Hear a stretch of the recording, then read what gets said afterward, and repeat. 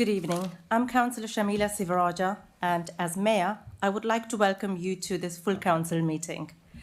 There are no scheduled fire drills tonight, so in the event of fire alarm sounding, please leave the building via the main spiral staircase and through the main reception doors.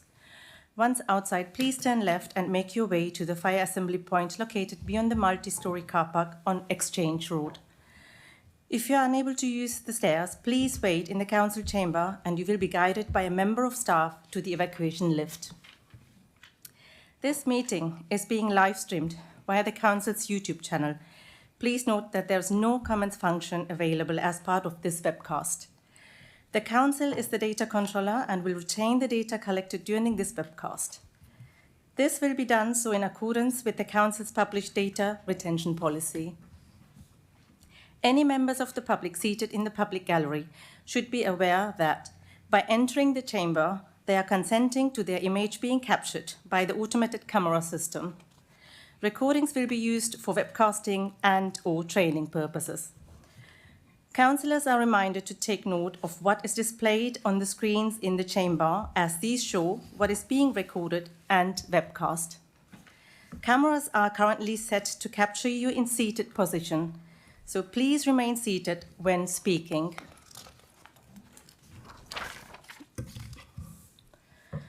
Councillors have received an electronic copy of the relevant paperwork for this meeting. The public agenda for this meeting is available on the council's website. We will now start the agenda.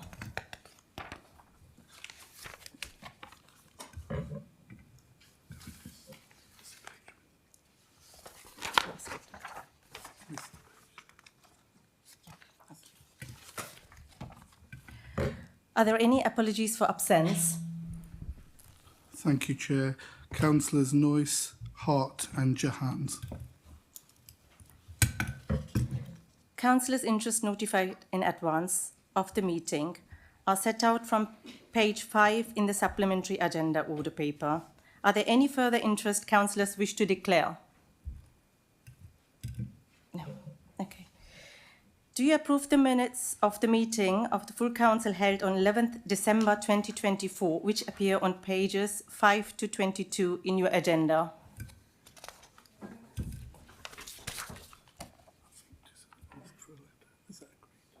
Is that agreed?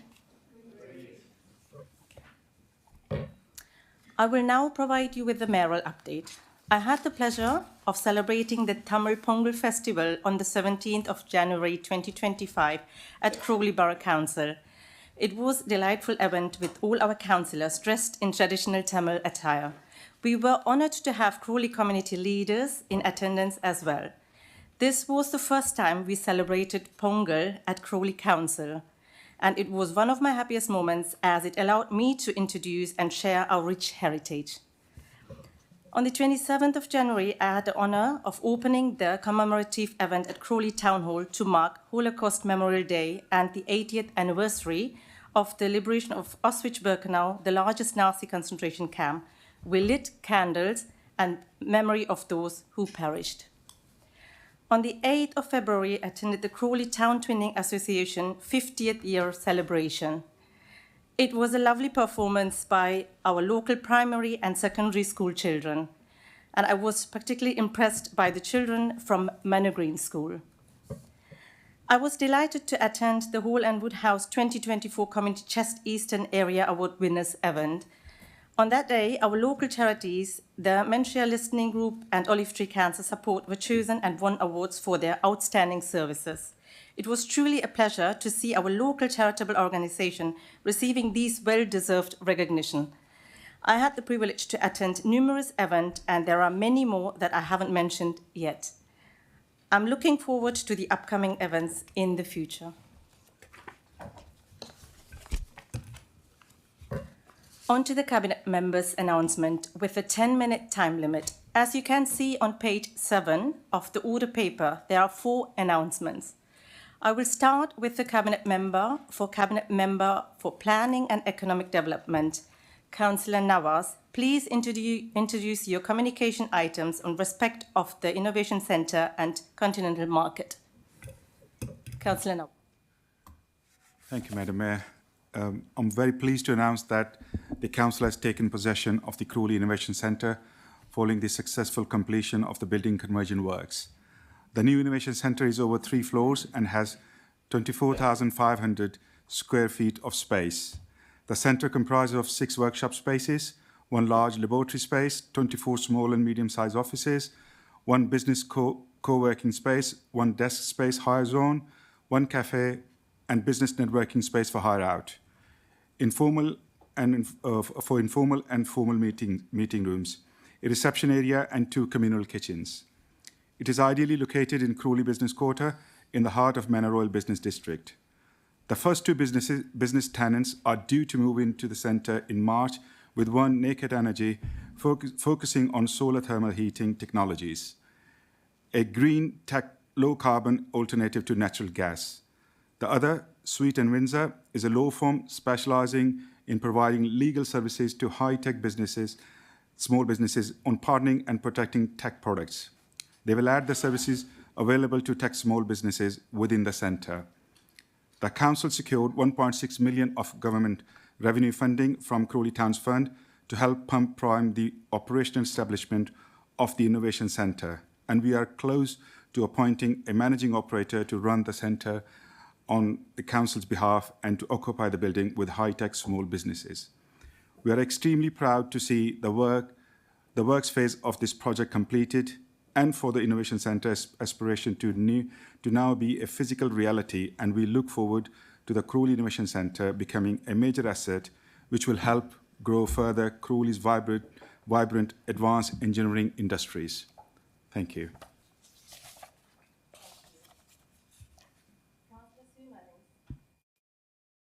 For Community and Engagement and Culture, please introduce your communication items on Memorial Avenue and forthcoming Light Up Crawley Festival. Councillor Sümerlin. Thank you. Thank you very much. On the 9th of March 2025, there will be a day of reflection because this is the 5th anniversary of the COVID pandemic. It doesn't seem so long ago, but it is. 5 years now have passed since that first days when we were all lectured on the television about staying at home and staying safe. It's worth looking back to thinking what happened at that time. And over those several years, although figures are very difficult to ascertain accurately, it's considered that worldwide 7 million people died. In the UK, 310,000 people died, and in Crawley, it is a guesstimate because it's a very variable thing to try and work out. But in Crawley, we lost 340 people. Now, Crawley being a very multicultural town, most of the people here come from all over the country and from all over the world. So I'm sure that every family in Crawley can tell you about they've lost a member, a colleague, a friend, a family member. So it's had a long and lasting effect on the residents in Crawley. Over 20 million reported cases of COVID were reported over those years and are still being reported today. Some people, unfortunately, have had to experience it more than once. And around 1 million people have also reported after effects from long COVID, so it's had an enormous effect on us. It was a complete shutdown for Crawley. Crawley was hardest hit because we were so reliant on the airport, but there was the most amazing effect, not only by the Crawley Borough Council, but all our voluntary organisations who came together to support all of our residents during that very difficult time. Now, we have, as a town, recovered very well, although a lot of our businesses are still suffering from those effects. And of course, the effects on families do not go away. The funerals that could not be attended, the arms that you couldn't put round your loved ones to wish them well at the time, those times do not get forgotten. Those children whose education suffered and will still carry on suffering, because for children you cannot get that time back. And for that generation of children who were born at that time and were small, who lost their social interaction and cannot make up that time. And those children are now coming up to school age and therefore may find it difficult to settle into school because they didn't have the socialisation that was so definitely needed for them. We've looked around at how we can mark this really devastating time for all of us. and what would be appropriate. We've looked around at other towns to see what they've done. Lots of towns have had different ideas. They produced memorials. The trouble is, whenever you produce a piece of artwork, it is very, very difficult to please everyone. So we've thought very carefully about what would be appropriate. Now, obviously, Memorial Gardens is the most definite place where we should have a memorial. That's why it's called the Memorial Gardens, and it is the centre of town. We've looked at one of the paths, not the main path that runs down from the bandstand to the County Mall, but the path that runs behind that goes what I call from the central circle, and that runs down to the County Mall. And we're going to plant an avenue of trees. Now, again, we've been very careful about thinking about what sort of trees, because when you start talking about trees, everyone's got a different idea of what would look nice, what would be appropriate, what would be a lasting memorial. And we've talked to the gardeners there, and we've talked about the conditions that are within the Memorial Gardens, because as anybody knows, Memorial Gardens can be very, very wet. It is an urban garden. It's right in the centre of a sea of concrete, so therefore it can be very wet. So choosing those trees has been absolutely vital that we get it right. Now, there's room along that path to plant 22 trees, which is a lot, and to provide the space for benches, special memorial benches, not quite as normal and ordinary as the ones we normally put in our parks, but perhaps something a little more elaborate, something with memorial shields on the ends so that people understand why it's there. The trees we've been recommended by our really very committed gardeners are called upright sweet gum, something I hadn't heard about before, but I've been looking them up and researching them to see what they look like. They have beautiful star-shaped green leaves, and then in the autumn they can turn orange, gold, purple, a beautiful, I think, memorial to those people that we've lost. The preparation work will start now, at the 5th anniversary, and by the time of the 6th anniversary, those trees should be in place, because we order the trees now, we prepare the ground now, and then we plant the trees in November. So this time next year, those trees hopefully will just beginning to come into bud, and we will then hold a ceremony there to mark that point, and hopefully this will become a place for reflection and remembrance in our town, and something that we'd never forget those people that went before us. Thank you. Councillor Sumerlin. Public question time. Public question. You've not let the Cabinet members do their full range of announcements. They were doing them subject by subject. Oh, yeah. Okay, then. If you just say that you called up. Back to Council Yeah, now, that's as fine. into the continental market, I think. Right. Councillor Nawaz. Thank you, Madam Mayor. I'm delighted that Crawley will be welcoming back the Continental Food Market after a year away. From 6th to 9th March, Queensway and Queen Square will be awash with traders specialising in creating delicious food from across the world. We will also be welcoming traders selling craft goods, including Turkish rugs and lamps, crafts from South America, and leather goods. Some of the highlights of the food market will be dumplings and beurre buns by Mr. Dumpling, paella and spicy potatoes from Taste of Spain, and Flavour of France for those with a sweet tooth. Food by Georgia will be there with wonderful cakes and brownies. It is a great event that I know will be very warmly welcomed back by our residents. Holding events like this really does make a difference to drive footfall in the town centre and contribute to its continued economic success. I'm pretty sure all over here, at the council as well, welcome Continental Market back in the Crawley Town Centre. Thank you. Right. Can we have Councillor Sumerlin on Light Up Crawley Festival, and then I just want to remind you on the remaining time. Yeah, thank you. I'm absolutely delighted to promote this festival, very special festival, a first for Crawley, Light Up Crawley, which will be happening this Friday and Saturday, 5:30 till 10 o'clock. There are 10 unique light installations going to be happening, St John's Church, Memorial Gardens in the County Mall and in one of the empty shops. There'll be a lantern parade for children, and I'm hoping that all of our residents, including our councillors, are going to find some of those little lights that you can have with a battery box and come along lit up as well. So I'm promoting this. This is a fantastic festival. There'll be drummers, there'll be music, there'll be lights. Crawley will be alive and we welcome in the spring. Thank you. Thank you. Public question time. Public question time is set for 30 minutes. I will briefly explain the procedure.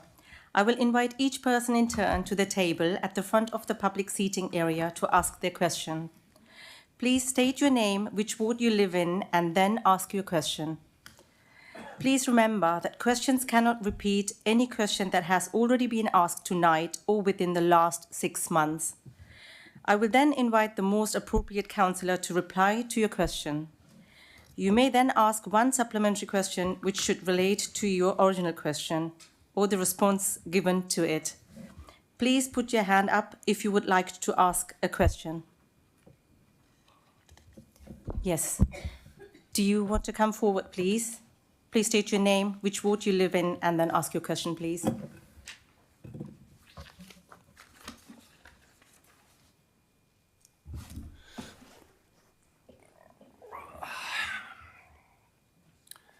My name is Robin Burnham from Bubish. As a member of the Socialist Party, I will make a statement which encompasses and explains my question about the Crawley Labour budget. Labour's national budget has increased bus fares by £10 a week for someone going to work. The Labour government has also allowed the water companies to increase charges by £10 a month. They've also allowed the energy companies to increase charges by 6.4% in April. The Crawley Labour budget increases the misery on working class people. It cuts jobs, including the community play bus, increases council tax by 5%, council rents by 3.75%, and increases charges on garages by 7%, allotments and community centres by 10%.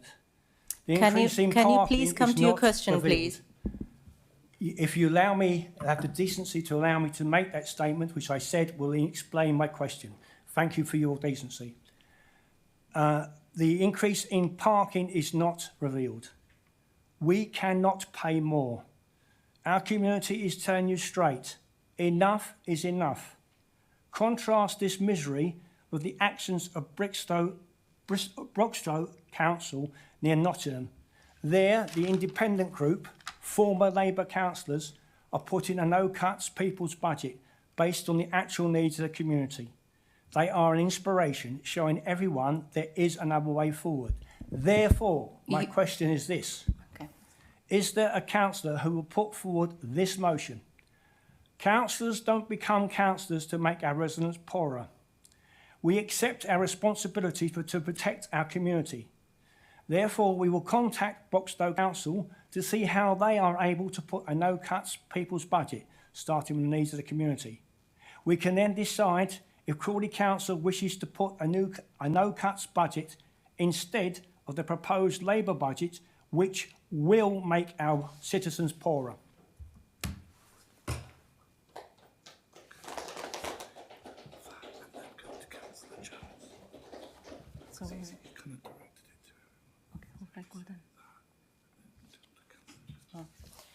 According to the Council's constitution, public questions may only be directed to the leader of the Council or a specific cabinet member.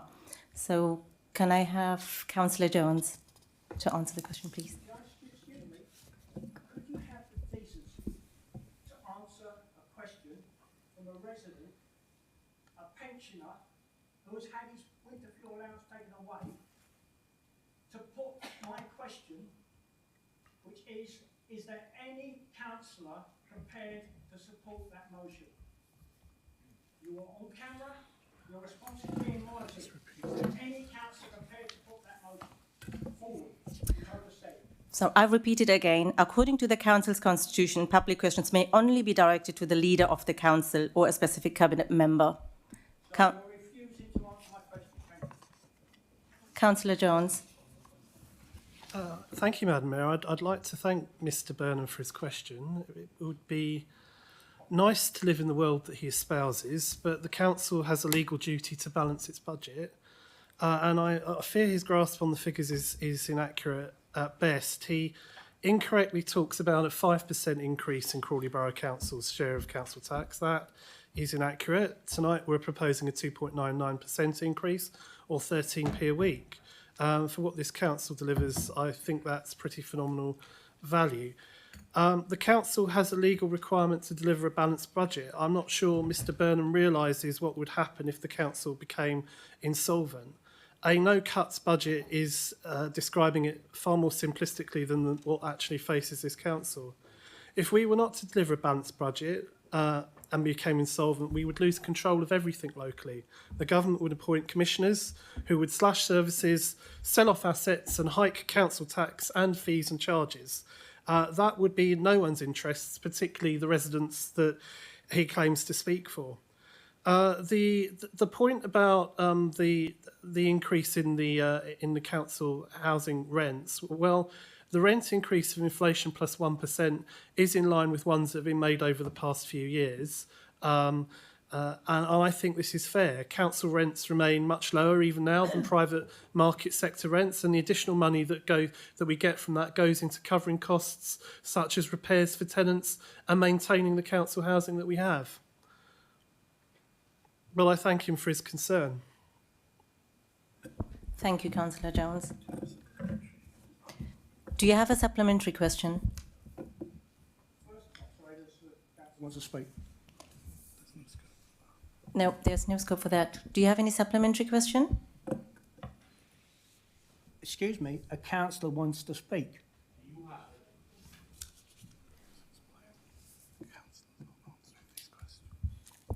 Can I? I'm presuming that when we vote for a councillor who represents perhaps thousands of people in an area, they have the right to speak for their residents.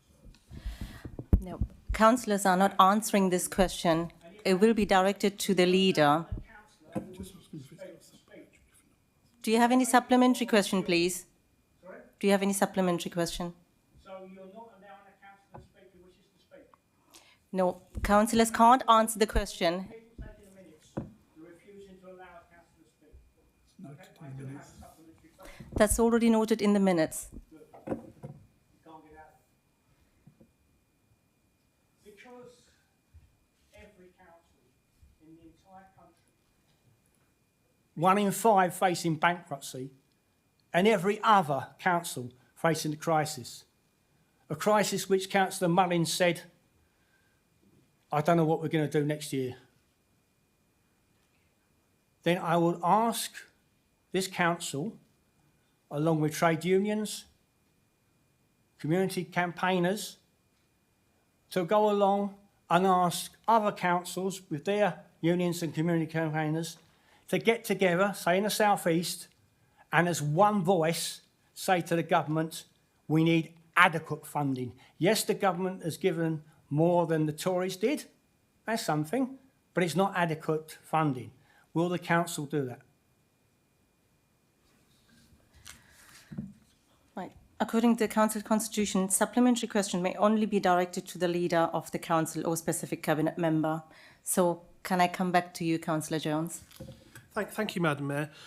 Just to confirm to Mr Burnham, through you, Madam Mayor, that this council has lobbied quite extensively central government for a better deal. We have done for quite a few years now. And not all that long ago, I joined with several other councils in calling for significant reform to the local government housing benefit subsidy in relation to the compensation for local councils. I can absolutely promise Mr Burnham and anyone listening that a fair deal for local councils is something that's very much uppermost in my mind. it's been difficult for this government inheriting what it has, but saying that, we will continue to do so, and I can assure him that we will. And if there is an opportunity to work with other councils, we will. Thank you for that. You have not Thank you.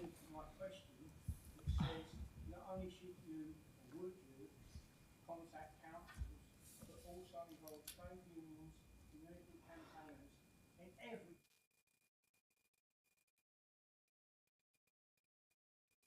counter-argument to the government. Mr. Jones.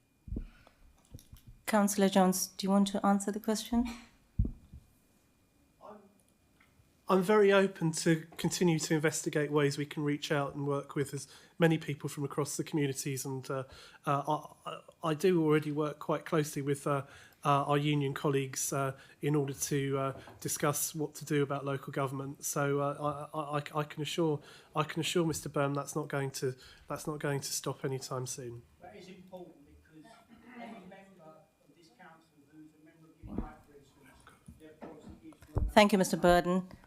thank you for your time. Any other questions?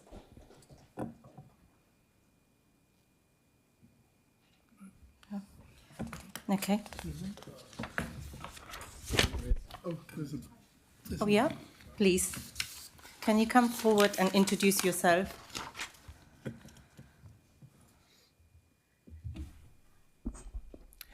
Hello, my name is Basil Bowditch. I'm from Three Bridges Ward. This is a question on the devolution. As far as I'm aware, in regards to what's been released to the public, devolution will involve multiple councils, such as ours, being merged into a greater body. This could initially result in our council having, as it stands, less democratic control of how we organise ourselves. Would this council reject any national government plans to reduce our current democratic control of our town? Thank you. Councillor Jones. I'd like to thank Mr. Bowditch for his question. The reality of the government's guidance as currently set out means that the days of having a council specifically meeting the needs of Crawley and its residents is likely to be nearing its end. We will be replaced by a far larger unitary council covering a wider geographic area. And I'm not convinced that saying we don't like it or we're against it is going to change that. It's going to be a fundamental change in the structure of local government, and we will have a duty to look at what we can do, both as councillors and council officers, in order to ensure that Crawley's identity is strongly retained in any new arrangement. I'm afraid I can't really at this stage give any more detail on what that might be, and indeed we're still in discussions with colleagues from other councils in Sussex and Surrey about what that will actually look like, or potentially look like. Clearly, also that the timetable that this is all moving at is at the government's request, and is a ambitious and quick timetable. So things are moving quickly, and it's unfortunately, I wish I could give you a bit more detail at the moment, sir, but I can't. Thank you. Do you have any supplementary question? No, that's fine for now. Cheers. Thank you. Thank you. just check. Do we have any other questions? Yes? Can you please come forward and introduce yourself?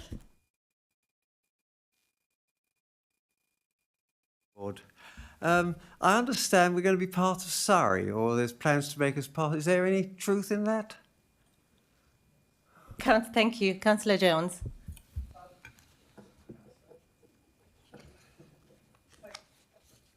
Thank you, Mr. Hales. I think I just need to repeat that actually at the moment, that no, geographically, whatever happens, the map is not going to be redrawn. We will remain, for all geography teachers out there, in the county of Sussex. However, what happens with devolution and our local council arrangements is still up in is still for determination. Myself and the Chief Executive are working hand in hand with our counterparts across West Sussex in response to the government's request in developing proposals. And in Crawley, we're also having wider conversations about whether a new unitary could cross the West Sussex-Surrey border, given that the £13.2 billion economy between R2 and those in Reigate and Banstead is a substantial economic functioning area that in our view, sometimes didn't receive enough attention. A Surrey option, however, is complex, and the deadline for Surrey authorities to submit final proposals is in advance to those for Sussex authorities, which would create an additional challenge. And then there would be the decision about which of the new mayoral combined authorities such a unitary would sit within. So I think that the description from some of the leaders that I've been aware of that they've invited us to join Surrey is describing it a little more strongly than we've got in mind, but no commitments or decisions have been taken yet in any event. I hope. The idea of having a unitary authority? The local government reorganisation. Come under Surrey instead of Sussex? Well, that was a supplementary question. There's two different things here. There's local government reorganisation and there's devolution. So sorry, I might have missed your question. It's just, I just wondered because was there after Gatwick or something like because of the wealth or something? It's something. Yeah, I think essentially what the government would like to do is, in order to drive economic growth, they'd like to have local authorities and a devolved combined authority that actually is designed to actually help enhance that. And so one argument could be that a local authority that's based around almost the Gatwick Diamond area could be a feasible alternative. But as I said, no decisions have been taken. Thank you.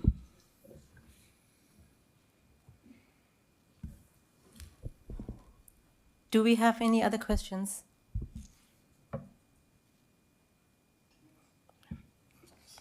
Okay, we'll move on. Item 6, consideration of full council recommendations and call-in decisions. There are 4 recommendations from the committees to be considered by the council this evening. These recommendations come from the Cabinet held on meeting on 31st January 2025. Recommendation 1, 2024-2025 budget and council tax, starting on page 67. Also enclosed in the supplementary agenda from page 13 is a technical amendment to recommendation 1, 2025-2026 budget and council tax, as there was a clerical error in the original report FIN-683. This relates to recommendation 1F. As such, this clerical amendment will be moved with the main report rather than as a separate amendment in the order paper. Before we start the recommendations, I'm going to explain the procedure for the budget debate. As per tradition for the budget and council tax item, I will be inviting speeches by each of the group leaders on the report. They will be given 10 minutes each to do so. I will then open up the meeting for the debate on the main report, the recommendation and the amendments. I will invite councillors to speak in turn, rotating between each of the groups where possible. At the conclusion of the debate, I will then allow the leader to have his right to reply. I will then call for a vote on the amendment and the budget recommendation. Please remember, that all budget votes, including votes on the amendments, will be held by a recorded vote in line with legislation.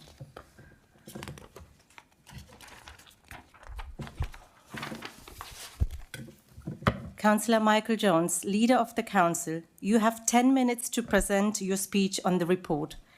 Please move Recommendation 1 on the 2025-2026 budget and council tax, including the technical amendment contained within the order paper on page 13.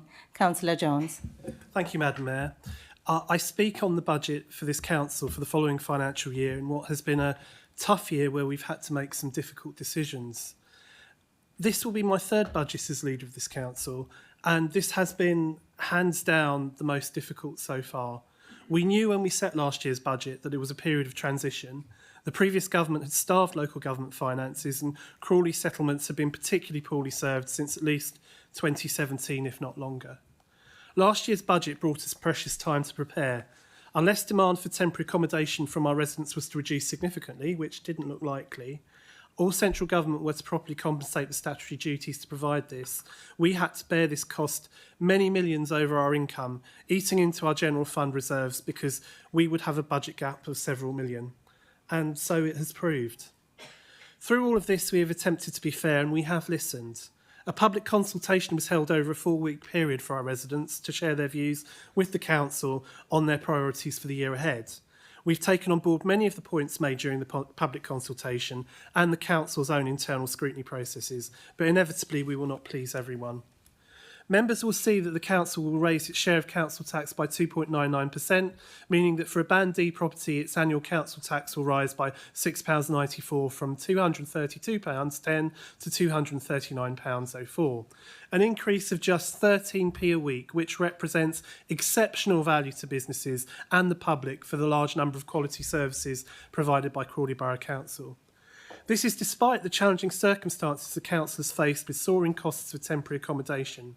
We now spend £2 out of every £3 we collect in council tax providing accommodation to support Crawley residents who would otherwise be homeless. Over many years, Crawley has been disproportionately affected by reductions in government funding for local authorities. This, combined with the vast increase in costs for temporary accommodation, has meant that the council has had to find savings of approximately £2 million in this year's budget. Now let's set the scene. While the new Labour government has given us more overall through other sources, such as the recovery grant for less wealthy councils, a £1.426 million grant from DEFRA for the extended producer responsibility for packaging scheme, and additional grant funding for homelessness, it is not enough to close that budget gap or its scale. The budget assumes a small reduction in the net cost of homelessness due to the additional grant funding that has been allocated. However, gross cost is expected to continue at £10 million per annum.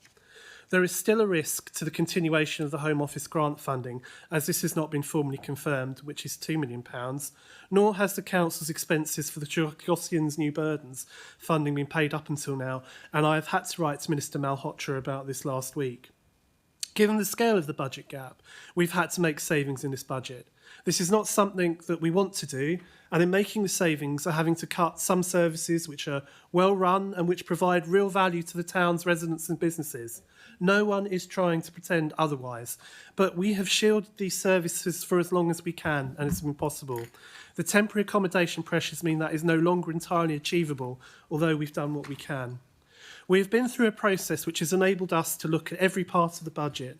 We've identified statutory and discretionary spend, as well as some of those non-statutory but still essential services which, if were to be cut, we would still need to buy in order to operate as an organisation. Through this process, we prioritised areas of discretionary spending for officers to look at, to develop proposals and identify where savings could be made. In addition, we've also looked at statutory areas and whether we can deliver differently to be more efficient and save money. We also aim to use our car parks better and increase income through paid-for parking. Our other proposals are in the report. We have tried, wherever possible, to protect services for the most vulnerable. We have looked at how we can run services differently, including, where necessary, getting external expertise for enforcement on litter. Despite all of this work, we are proposing savings in our community services, neighbourhood services, sustainability and economic development. We are making the difficult decision to decommission our outreach play service. We have been consistent with using what the public have told us in the consultation of their priorities. They have told us that they want public protection and safety prioritised, and for the appearance of the town and the upkeep of the street scene and our neighbourhood services to be maintained. We could have gone further in making savings in these areas, but did not do so to better reflect the views expressed.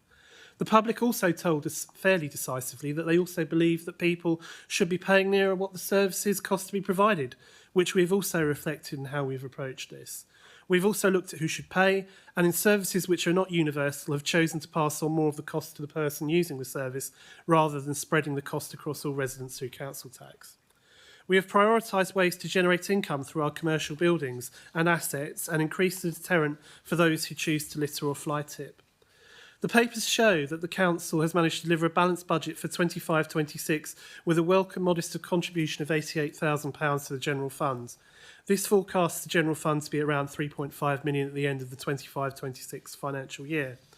While there are always uncertainties about increasing costs and events creating unforeseen expenditure, to be able to say we're in this position should give our residents confidence that matters are being run prudently and responsibly, and we continue to protect their interests and their local public services provided by this council as best as possible.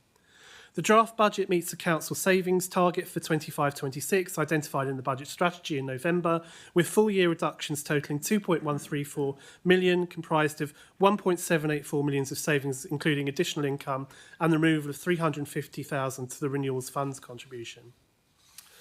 Addressing the housing revenue account, although it's been possible to repay loans from their major repairs reserve, this will no longer be possible from 25-26 when the council will have to take on new borrowing. The work on the updated HRA 30-year business plan is nearing completion. The general thrust is an increase in rents of inflation plus 1%. This is in line with increases recommended by the government over the last few years. What this importantly allows us to do is to build resilience into the council's housing revenue account, ensuring that we continue to have sufficient funds to service our tenants to a satisfactory standard, and other investment can be done for both the short and the long term. The Cabinet as a whole has also had a chance to preview the proposed increase in fees and charges. Even with rental increases stated above, the surge in right to buy sales means that our finance officers are projecting a reduction in rental income of approximately £864,000 annually.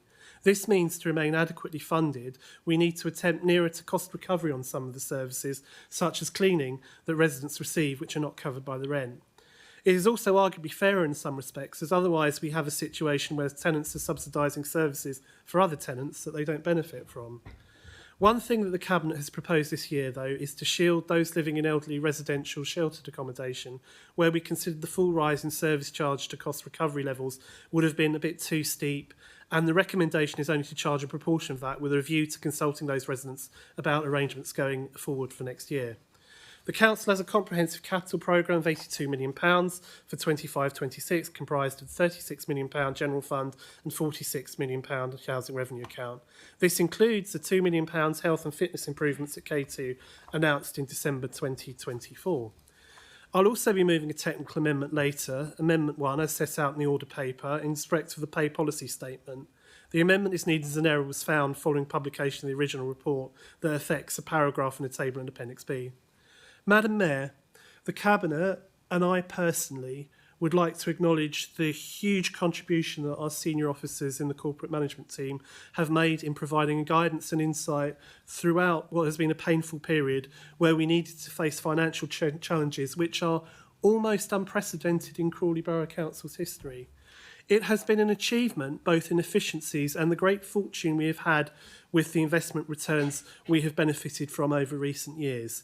It has undoubtedly saved services and saved jobs. Given what we have had to overcome, there is significant achievement to even have reached this outcome, and it should not be understated. But I want to finish, Madam Mayor, focusing on the positives. Given that we have seen in the news that in quite a number of other places, local councils have been applying to government to apply significantly higher council tax increases now, or even asking permission to sell off assets to go towards paying for revenue shortfalls, I believe that we are putting forward a very solid budget indeed. This is a budget that has protected support to the third sector, maintained grass cutting and street cleaning services at a much higher level than other West Sussex and Surrey local councils. No public amenities have been closed. It will keep our council housing stock well funded and its services to tenants such as repairs fit for the future. It ensures our capital programme continues to be invested in to the standard it deserves, investing in our biggest priorities, the town centre, our parks, our open spaces and our assets such as K2. We've had to make cuts, but we remain a council that delivers extensive and quality services that are outstanding in local government and delivering outcomes that are the envy of many other areas. We continue to have a scale of ambition and record of delivery at this council that upholds the public realm and keeps our borough a beautiful, tidy and enjoyable place to live, work and visit. This budget will ensure that we can do this on a stable and prudent basis for the next financial year. Thank you. Thank you, Councillor Jones. Councillor Nawaz, I believe you are seconding recommendation 1 and the clerical amendment. In doing so, please confirm if you are wishing to reserve your right to speak later during the debate. Thank you, Madam Mayor. Yes, I would like to recommend and reserve the right to speak later. Thank you. Thank you. We have 2 amendments on the recommendation. The first is detailed on page 15 of the supplementary agenda. Councillor Chris Mullins, please introduce your amendment, marked Amendment 2 in the order paper. Thank you, Mayor. I'm pleased to be able to move these amendments. We've been through, I think, since I was associated with this council since 1983, I could quite easily say this has been the most difficult budget that we've had to put together. And it's not been easy. We've had to take decisions that we probably would not have wanted to take. But the difference between statutory need and voluntary need is stark. We can look for efficiencies in statutory activity, but in voluntary, then we have to look seriously at whether we can always continue to do everything in the voluntary area. It's not easy to do, it's hard to do, and I found it personally very difficult as my portfolio and that of Sue Mullins as well. Both our portfolios are in the voluntary part of this council. And therefore, when it comes to difficult decisions, those are the areas that tend to be looked at. And we've looked and we've really tried to find the best answers within that. This amendment before you now seeks to keep 2 things in-house still going, and that's the town centre events, where we were going to halve the saving from 30 to 15k, which should allow us to carry on with the town centre events. When Sue seconds this motion, I'm sure she'll say more about the town centre events, but it's very important to the town, and really it's the heart and enjoyment of the town that we're talking about here, and some of the events that people appreciate most when they come into the town centre. So they're quite important. The one that I'll speak about a little bit more is the ground maintenance,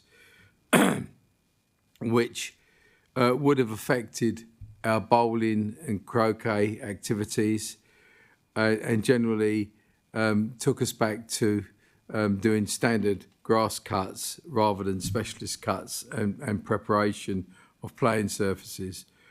We've decided that would be a step too far, and so we're going to remove the saving of 37k from that. In other words, those activities will be able to continue in this amendment.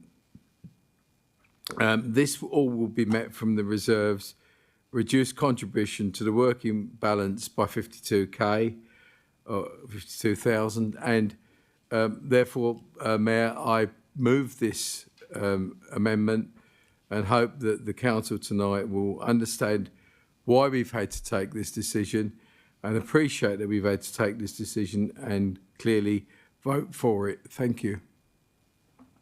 Thank you. Councillor Sue Mullins, I believe you are seconding the Labour amendment. In doing so, please confirm if you are wishing to speak now or reserve your right to speak later during the debate. I would like to second the amendment, and I reserve my right to speak later. Thank you. Councillor Duncan Crowe, Leader of the Opposition, you have 10 minutes to speak on the budget report. In doing so, please move your amendment 3 to recommendation 1, which is in the order paper. Councillor Crowe. Thank you very much, Madam Mayor, and I formally move Amendment 3. Firstly, I offer my thanks and that of the Conservative Group to our finance team for putting the budget together.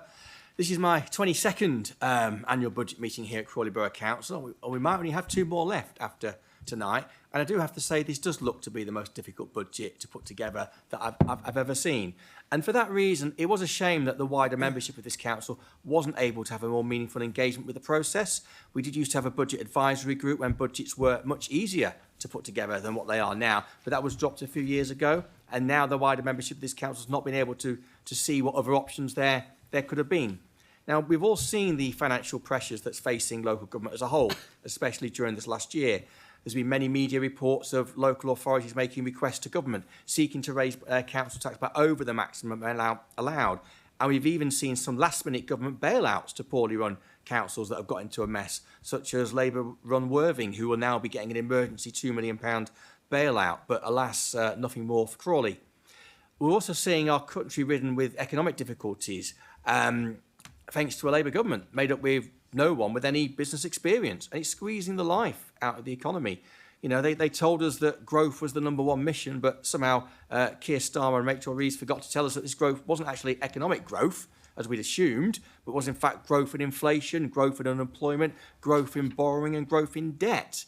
And they even fabricated a £22 billion black hole, but actually created their own black hole with inflation-busting union pay settlements, especially for our old friend, the train drivers. And all of this is having a negative impact on Crawley, as well as this council and our finances. Now, across the country, we are seeing greater demand for local government services. It's well documented. Upper tier authorities have got those demographic pressures with an ageing population that requires more social care. And there's other significant pressures, such as cost of children's services and the pressures added by pay and cost inflation. And these pressures are impacting council budgets like never before. And this is why we're seeing virtually every local authority in the country raising their council tax by the maximum amount legally allowed. Now, we don't actually have fairness in this capping system. We as a borough council don't have equality with other precepting authorities who can and do levy an additional 2% for adult social care, and the police who can and do levy over 5%. And yes, I know that regime came in under the coalition government, I think it was at the time, and it was fit for purpose for many years, including those years where we had a council tax freeze. But now I do think it needs to change so that we do have equality for the time left that we do have 2-tier local government. For lower tier authorities like ourselves, and in particular for us here at Crawley, temporary accommodation demand and costs have shot up to unsustainable levels, and it has fundamentally changed the finances of this council. I commend the efforts of our officers and staff in dealing with all the housing pressures that we have, and we know these pressures are not going to go away. We have received some welcome funding for homelessness prevention, and we do need to use that wisely. While temporary accommodation costs is the biggest factor that's impacting our finances, we should not gloss over everything else. We do know the ongoing water neutrality issue is limiting the provision of new housing and income that would otherwise come with it. But what hardly gets any mention is the impact of inflation and subsequent pay rises on our budget. And don't get me wrong, I don't begrudge anyone a pay rise, but the higher pay rises are happening because of inflationary government policies, and we don't seem to be able to break that cycle. And this especially impacts our budget because we're not able to legally raise council tax more than 2.99%. And the budget today assumes a 3% pay rise, which also happens to be the current rate of inflation. However, Unison, a local government trade union, have put in a pay claim for this upcoming year for a blanket £3,000 pay rise for everyone, as well as an extra day's annual leave and a 2-hour reduction in the working week, all without any loss of pay. And I just think even if they got half of what they asked for, I think that's going to have a real impact on what we've budgeted for. It'd blow our budget out the water. And if they got the full amount, then we'd be looking at a major overspend and having to slash more services for the following year. So it's going to be interesting to see which Labour members tonight speak in favour of the £3,000 Unison pay claim. But the real elephant in the room is the Labour government's national insurance rise. Well, we've got a motion on this later, so I won't dwell on it too much, but some things do need to be said. I was quite surprised to see the leader previously defending the £500,000 that's being siphoned off from this council by the Labour government. And he said, and I quote, I think it was at Scrutiny, it's still money for the public sector. And yes, that might be technically correct, but it's money going out of this council and out of Crawley, and we are having to reduce services as a result. And that's left us in an unenviable position, but it's one that the controlling Labour group do need to take responsibility for due to the difficulties we find ourselves in. There isn't a lot we can do to try to improve the budget, given how dire the finances are. So the amendment that I've tabled tonight is very limited, and it shouldn't be the main topic of debate tonight because it's only a small part of the budget, but I will just talk to it briefly. And I welcome the Labour group putting down an amendment that covers 2 of the 3 budget savings that I had put forward as well. And, you know, and it's not a surprise that they were aware of our amendment. I welcome them for doing that. And we will support Councillor Mullins's amendment that is the same as our amendment. And as a result, the Conservative group will move the direction of travel of how we're going to vote on the overall budget. Now, the amendment I put down, we're going to hear about the town centre, no doubt, but we know town centres are really struggling. So we think it's wise to limit the reduction in the town centre events, not to happen all in 1 year, certainly. And the grounds maintenance, we very much welcome that the bowling clubs will be able to continue, and indeed the croquet as well. But we had put down an amendment for neighbourhood services. We know that street scene services are important to our residents, and this will be a significant reduction that's going forward. Now, we're not able to stop all of that reduction, but we could potentially limit it somewhat and still have a couple of extra staff members helping to keep our town clean, neat and tidy. Now, with the fees and charges, you'll see that we've picked 3 that residents, that they were significantly going up by a lot. We had 15% for cemeteries, 10% for green bins. You know, I remember the Labour Party opposite at one time when we introduced the green bins, when we ran the council, saying they'd make them free. But now they're going to put them up by 10%.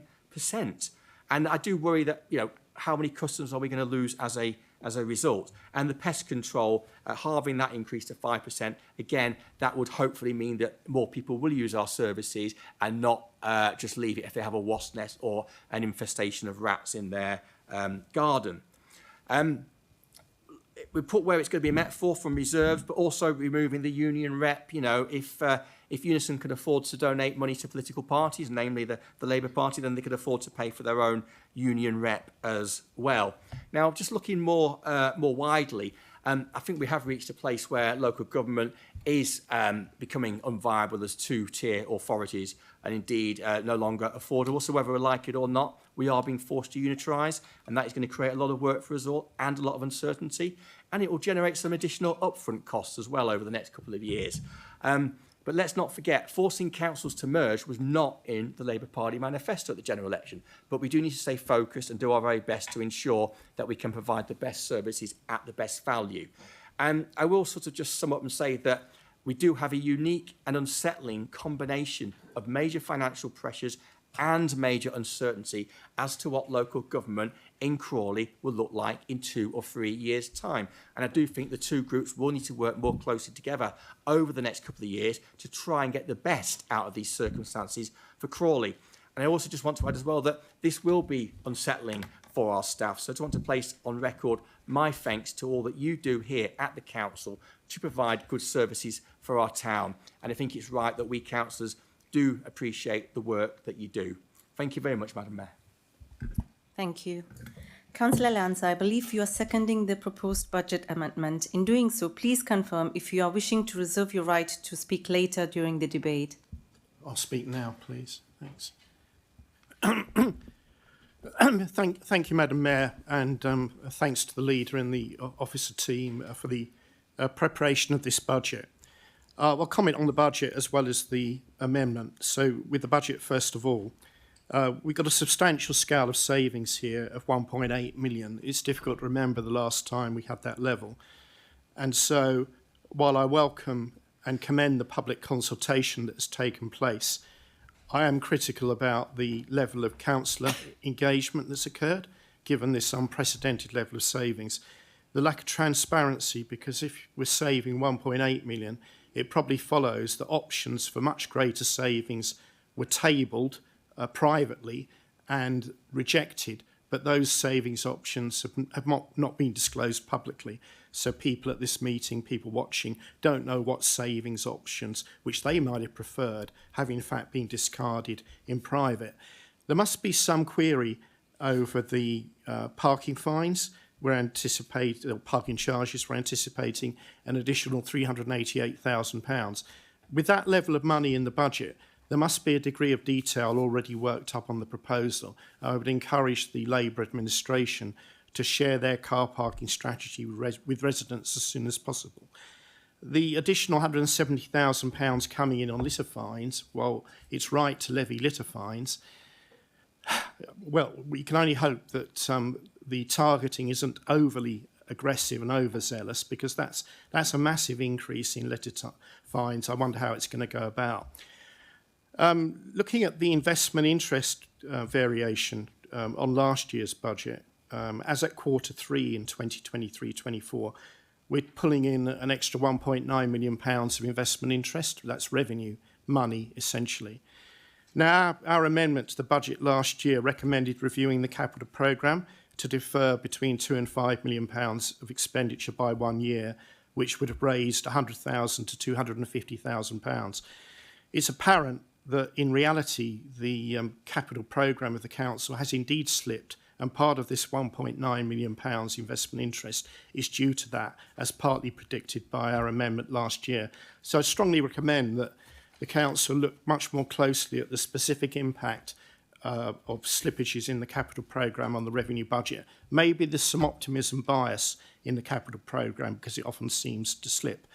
Looking at the so-called generosity of the Labour government, I'm referring to the Cabinet report of 5th of February. The general grant funding from this government under paragraph 5.1 has fallen by £309,000. The national insurance increase will cost us £722,000. That's gross, but we're only receiving £200,000 for that. That's a gap of £500,000. So the gross figure, I mean that in two senses. The gross figure is before government assistance. It's gross as well because it's shameful. It's a shameful increase. And all we've got to compensate for that is the name of a grant fund that just slips off the tongue. Extended Producer Responsibility of Packaging Grant. Yeah, I mean, easily remembered. 1.4 million, and it's not even guaranteed. And what we also see as an early consequence of the Labour government is inflation higher than predicted at paragraph 6.3. Turning to the amendment, I welcome the amendment proposed by Councillors Mullins. The economy of town centres is not purely dependent upon retail. It's heavily influenced by the events offer that you have in the town centre. So it's right to restore that cut and to remove it, to halve it. And also on grounds maintenance, the bowling and the croquet. I recall previous Labour speeches at previous full councils which demonstrated a fear or antipathy towards croquet. Great, well done on overcoming that. Fees and charges. Yeah, we're right to encourage the use of green bins and reduce, and that's our amendment now. I wish you'd accept it, because we should be encouraging the use of green bins. We should be encouraging the use of the pest control service and similarly with cemeteries. And we're recommending this be funded by some reduction in grants, but we still would remain a very, very generous grant-giving local authority and a reduction in the contribution to reserves, but still making a contribution. So I hope you can find it in yourselves to vote for our amendment. After all, you've already copied about 20% of it.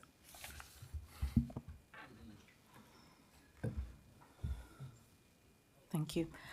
I will now open up the debate to the floor.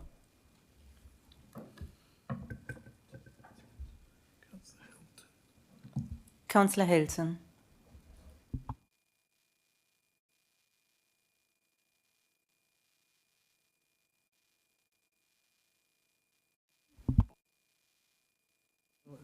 It turns on, good. Just like to preface my comments by acknowledging the hard work of both councillors and officers at a very tough, difficult time. And the fact we're discussing this amendment, which in part came from the Conservative group, shows that even at the 11th hour, there was consultation. We've had members' budget groups, and we've had a public consultation, and some of those priorities hopefully have been taken into account. The bit of the motion I'd like, the amendment I'd like to speak to, is the town centre.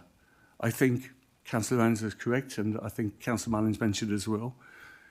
It's a challenging sector, and we want to attract people into the town. And we also know from social media how much local residents are concerned. So it's good. There's been increased footfall. Vacancy rates are good, and we're doing big things and small things. The point in order here is a relatively small thing. But I've been to those events, and you come in, you have a drink, you have some food, and you enjoy the event. Also, there's things like Continental Market, as Councillor Nawaz referred to earlier. And then we've got the bigger things, like the bid, and all the work we've done there. We've also got the improvements in the town centre, such as the 2 gateway programmes we're doing at the moment. So, I was hoping, on the basis of this, that we'd have kind of unanimity. But actually, I was a little bit concerned a few weeks ago because there's been lots of posts on social media, as I just referred to. One of the posts was talking down the town centre. And who liked this post talking down the town centre? Crawley Conservatives. And then they also commented. They didn't comment on how good the bid was and that Councillor Jones was going to be registering his vote and supporting it. What did they do? They mocked Councillor Jones. They made personal comments. And what did Crawley Conservatives do? They deleted it. No apology, no recognition, even though I said shame on you. So it's very disappointing, but you may delete, but you cannot hide. And I'm very pleased to support the amendments. We got the screenshot. You. Councillor Jagat. Sorry, I was just doodling. Right, this is going to be sort of slightly off topic, maybe, I don't know. But I can really appreciate that this budget has been difficult to put together, and I thank staff for their work on it. The cuts to services are unprecedented. Even in the past, this level of cuts and charges increase would never have been considered because it would have such a negative impact on our residents. But I would like to highlight one aspect of this, which I find really surprising, and that's the outsourcing of litter enforcement, which is one of the ways to generate new income. So in all the time sitting around in this council, Labour group have been extremely negative about outsourcing, often wanting to bring services back into house. So this outsourcing of litter enforcement is a huge surprise. And according to the budget report, it's going to generate an income of £170,000 a year. Now, this £170,000 to the council is presumably on top of the salaries and costs to the outsourcing company. This surely means that the private company enforcement people are going to be following residents around in the town centre, lurking in the bushes maybe, just to hope to catch somebody that they can fine. At £50 per fine, which is the charge for paying promptly, that's what 3,400 residents are going to be accosted to pay for this 170,000 income. And I just wonder how many more residents are going to be fined in order to pay the salaries of the outsourcing company. We certainly do not want aggressive targeting of residents that we have seen in some local authorities. And looking back into the year since COVID, I could only find information for 2021 when 113 fines were issued, and 2022 when 370 fines were issued. And that's nowhere near enough to generate an income of £170,000, let alone the additional costs of the outsourcing company. So, of course, over time, with this draconian enforcement regime that we're looking at, the number of fines will decrease as people become more aware, which is a good thing because it means less litter. But remember that fines can only actually be issued if people are observed dropping it. So, maybe not, maybe, I don't know. But anyway, I'm concerned that the income stream of £170,000 on our budget sheet is completely unrealistic for the coming year, and it will leave the town with a bigger budget gap later on the following year. Thank you. Thank you. Councillor Irvine. No, thank you, Madam Mayor. Well, of course, if you don't drop litter, you won't get fined. Well, that's got to be a good thing. It will certainly give us something to talk about at over the Scrutiny Commission budget monitoring meetings. But listening to Councillor Crowe and Councillor Lanza, I rather think that there's a lot of selective amnesia in the Conservative Party about what happened between the years of 2010 and the glorious day in July last year when the government was swept from power and replaced. Because I look at, for example, one of the things which has affected us undoubtedly adversely over the last few years is the cost of temporary accommodation. You can't get away from that. And that absolutely mushroomed in the latter days of the latter years of the Conservative government. And I can remember a time in Crawley when rough sleeping, well, I can remember times when it just didn't exist. It all started to happen when everything started unravelling with the austerity measures that were brought in after 2010.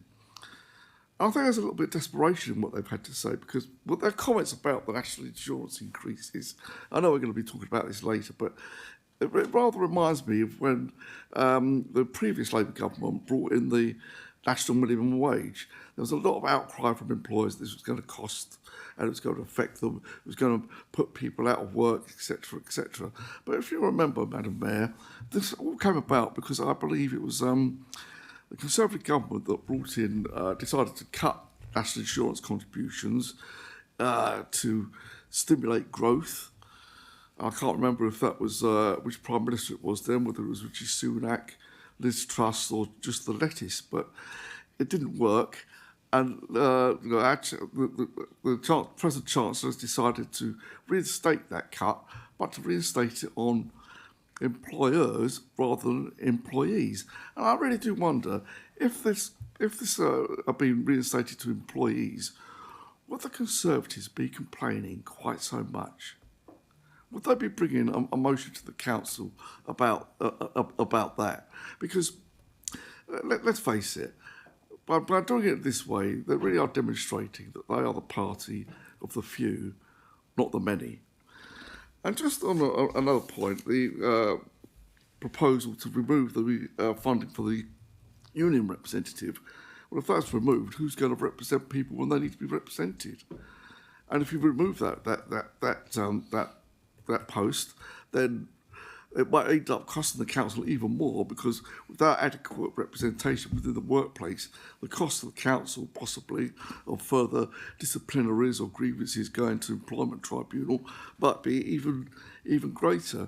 So I think you've got to put your hands up over there. Actually, I think you're sort of reaching for the bottom here, and it's all a bit opportunistic and not all that well thought through. So I'll be supporting our amendment and our budget and rejecting yours.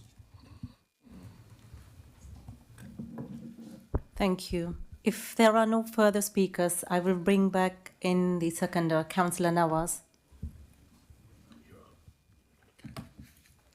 Thank you, Madam Mayor.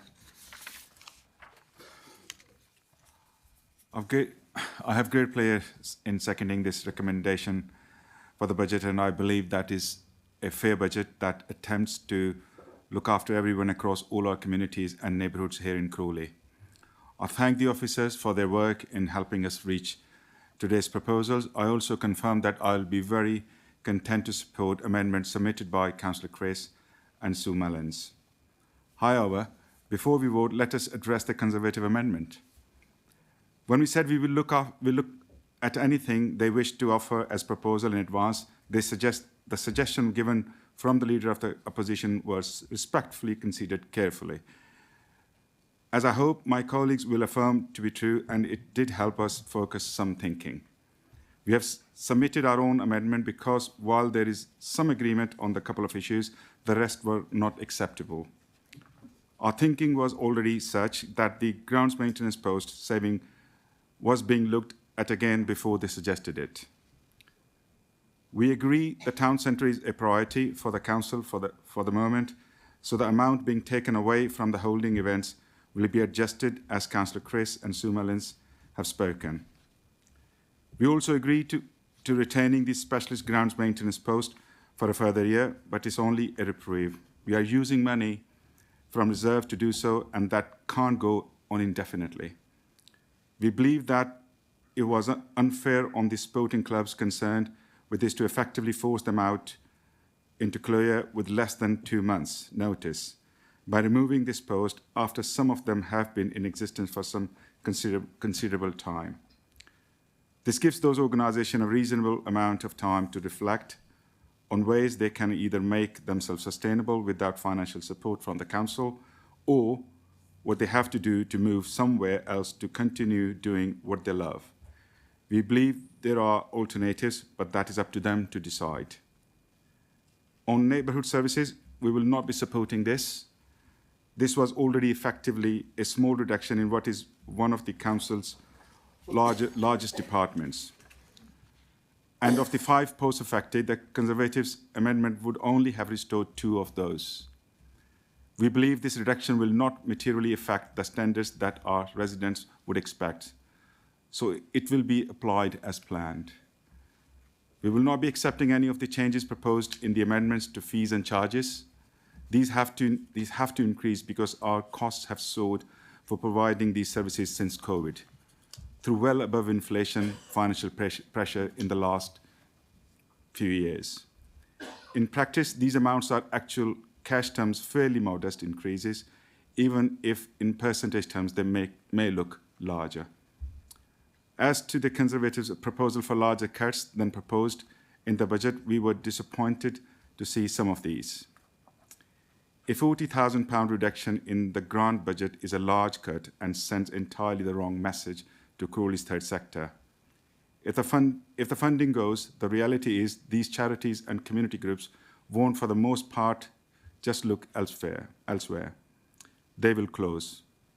And these short-sighted savings will end up having unintended consequences and end up costing the council more.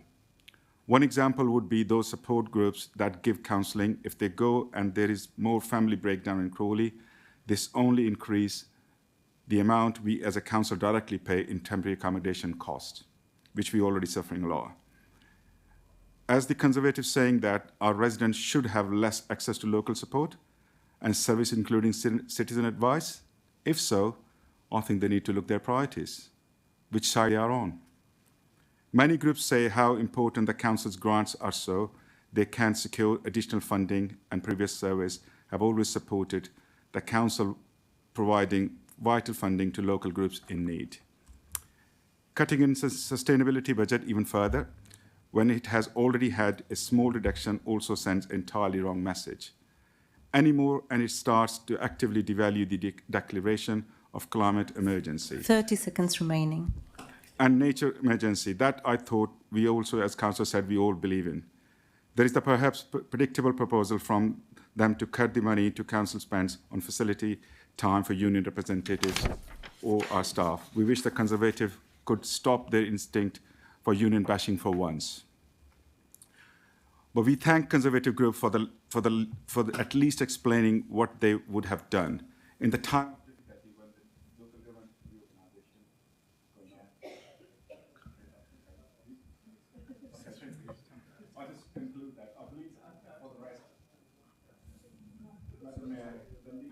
Leader, my group colleagues have said it, and I formally second the recommendation with Amendment 1 by Councillor Mullins. Thank you.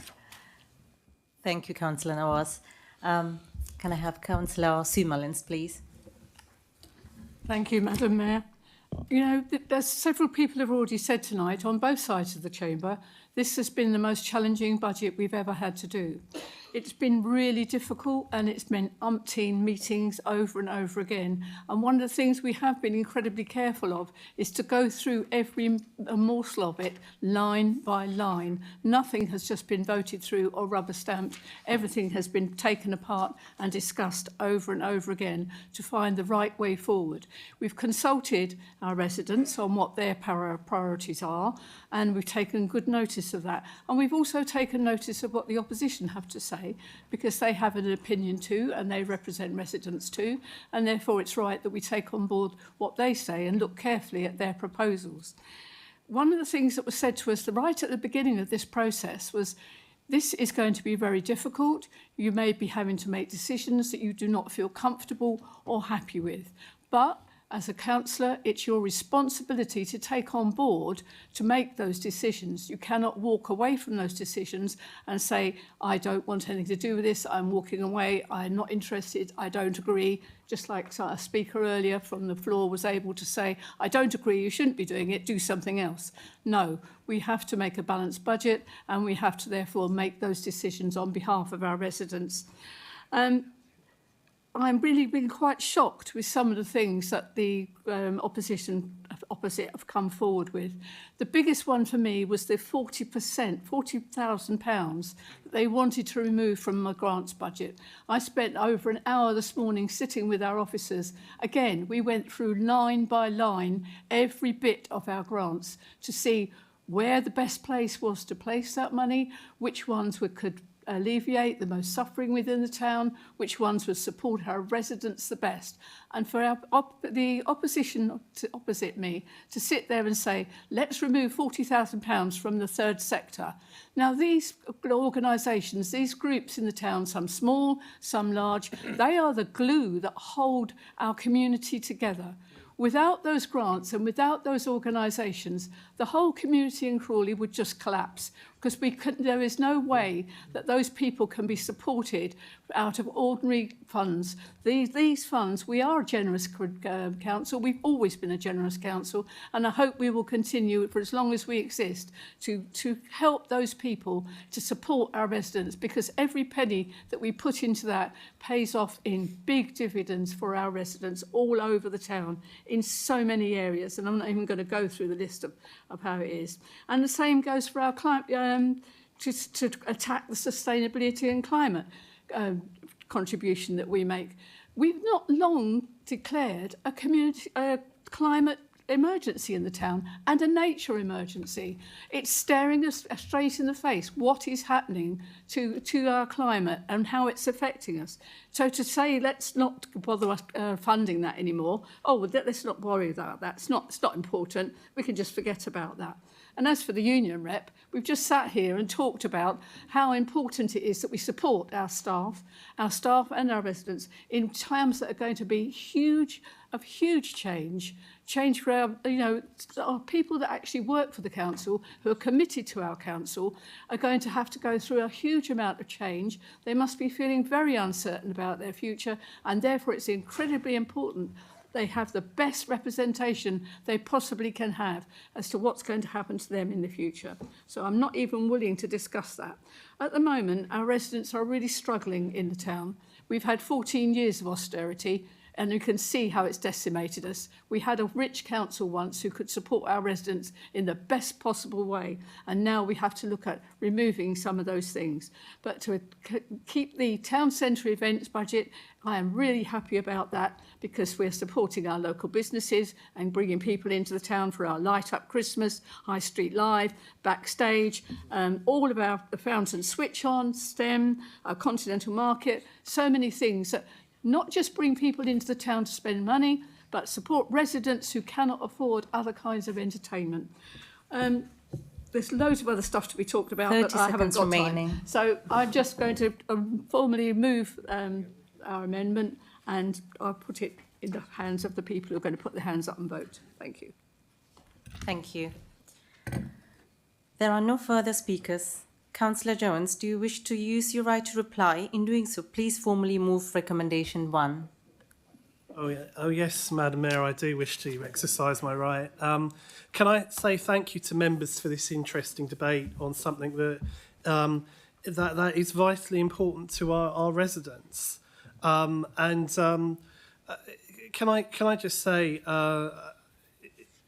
in response to Councillor Crowe and Councillor Lanza, I've been accused of this hidden list again, of lack of participation with members. Yet again, yet again, we get this accusation that we haven't shared with them a list of options that they could have chosen from, and no one's hidden this from you. We went through this line by line. If it's not on the list of savings in this report, it probably is because it was either unworkable or would have been a bad idea. You've had as much time to go through the budget areas and pursue inquiries as we have. Lack of participation, I really want to dispute that. There have been Mayoral member seminars than I can ever remember. Councillor Lunnan might remind me that the Budget Advisory Group hasn't met since about 2019-20, so complaining about it now seems late. And also, I think it misunderstands what the Budget Advisory Group was all about. This was a group that sort of used to meet, and it was a smaller number of members, and they used to argue about, sort of what to spend things on, not what to cut. I really don't want to get into too much of an argument with Councillor Lanza as well over which government gave more. Well, if you count pound for pound, we are better off than what we received last year, as long as you count everything and not just the revenue support grant. The local government settlement might not have been as favourable as we hoped, and we got 300,000 less in cash terms.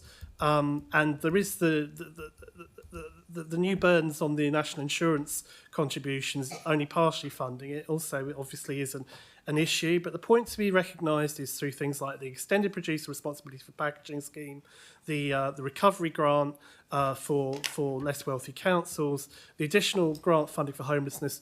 We got more. It's not riches beyond the dreams of Croesus, but it has helped the council stabilise its finances. And as I said to Mr Burnham earlier, rest assured we will continue to lobby the government to get what we consider is a fairer deal for Crawley. In terms of the national insurance sort of reference to, don't worry, you'll hear my views on national insurance soon, never worry. The fees and charges that increased last year significantly less than inflation. We need to because we tried to shield residents for as long as we can. But the point about all this is, unfortunately, we've reached a point because of many pressures that it's not as possible as we'd like. In terms of car parking, the process is ongoing and a report will be coming forward in due course and at pace. However, we have an estimate which officers are very confident is realistic. And it's difficult to go into any more detail on that. We are specifically looking at areas where that parking is going on, which is not what has been provided for. It may not necessarily be all we look at, but it's certainly what I'm looking at. The extended producer responsibility grant, that's guaranteed for next year, but we don't quite know how much that will be, but there will be something. And just finally, to finish on the littering, I'm told that the figure for litter in terms of income and savings is based on a trial in Crawley and elsewhere, and we'll make sure it's not punitive. I can assure you, Councillor Jaggard. But I would say most people would not be hostile to see unnecessary littering punished. And in fact, she's forgotten, perhaps, maybe understandably, but it's not that long ago since the leader of her group was standing up, accusing this council of not doing enough on litter. Make your mind up, I suppose, would be my advice. So we do something, and I think that actually, in the scheme of things, we're not here to defend litterers, quite honestly, and I think in some neighbourhoods it's a real problem, and we're not doing anyone a disservice by bringing people in to actually crack down on it. And I make no apologies for it. Thank you. Thank you, Councillor Jones. We will now vote on the amendments and the recommendation on the 2025-2026 budget and council tax. As these are going to be done via recorded vote, I'm going to invite the Democracy and Data Manager to conduct the 3 votes.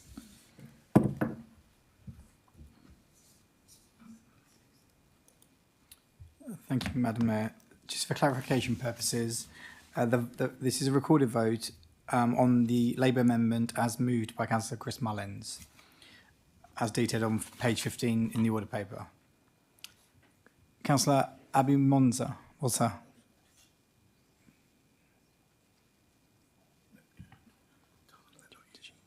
You don't need to use the microphone, just shout for the purpose of this. 4. Thank you.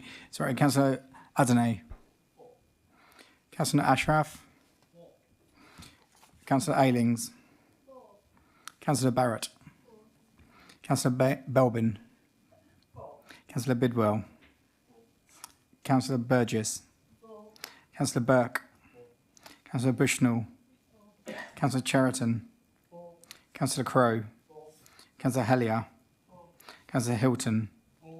Councillor Irvine. Councillor Jaggard. Councillor Jones. Councillor Imtuit Khan.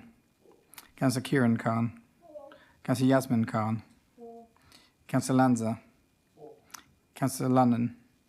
Councillor Chris Mullins. Councillor Sue Mullins. Councillor Bengali. Councillor Nawaz. Councillor Patel. Councillor Pritchard. Councillor Ramsey. Councillor Rana. Councillor Russell. Councillor Sivaraja. And finally, Councillor Yanni. It's unanimous, 33 votes for, 0 against, 0 abstentions. The amendment is carried. I'm just going to pass you to the monitoring officer for the next statement.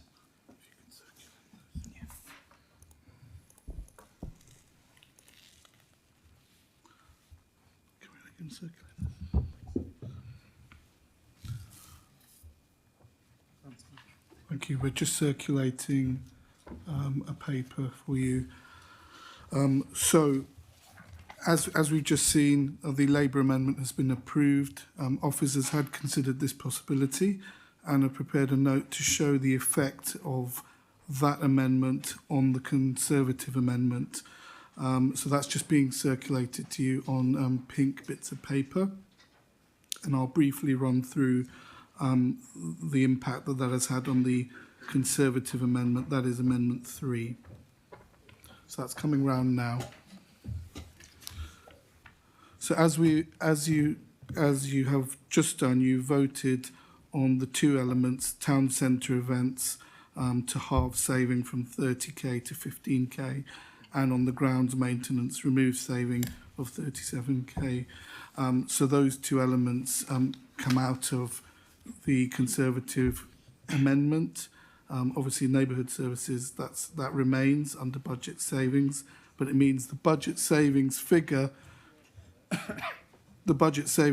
changes from 180.5k to 128.5k.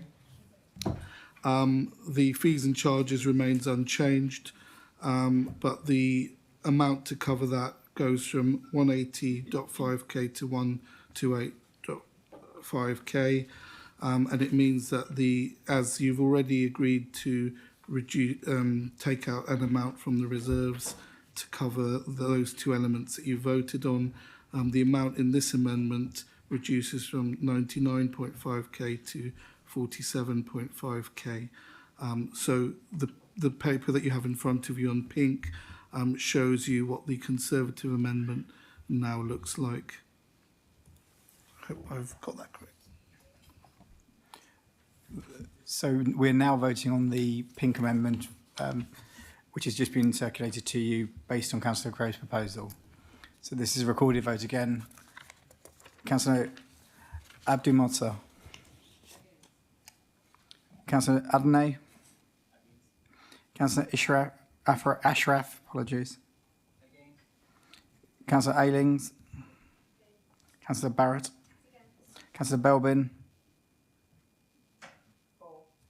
Councillor Bidwell. Councillor Burgess. Councillor Burke. Councillor Bushnell. Councillor Cheriton. Councillor Crowe. Councillor Hellier. Councillor Hilton. Councillor Irvine. Councillor Jaggard. Councillor Jones.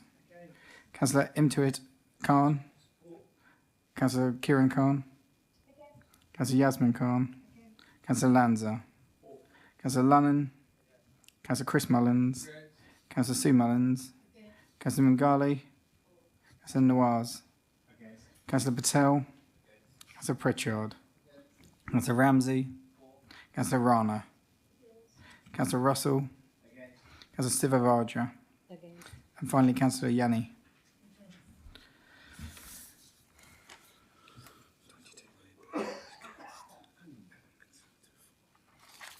So there were 11 votes for, 22 votes against, no abstentions.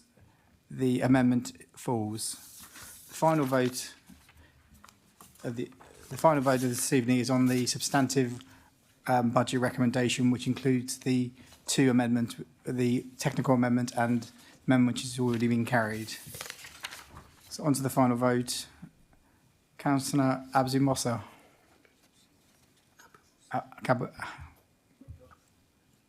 Councillor Abu Mossa, thank you. Councillor Adney. Councillor Ashraf. Councillor Ayling. Councillor Barrett. Councillor Belbin. Councillor Bidwell. Councillor Burgess. Councillor Burke. Councillor Bushnell. Councillor Cheriton. Councillor Crowe. Councillor Hellier. Councillor Hilton. Councillor Jaggard. Councillor Irvine. Councillor Jones. Sorry, I've done. Yeah, Councillor Jaggard came in first. Just for clarity, Councillor Jaggard,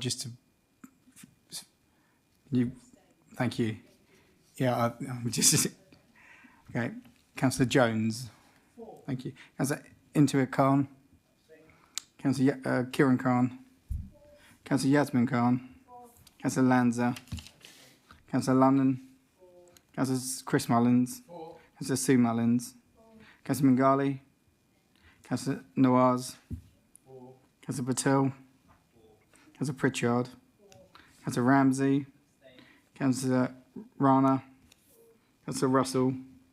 Councillor Sivaraja. Finally, Councillor Yanni. So the budget is carried. 22 votes for, 0 against, and 11 abstentions.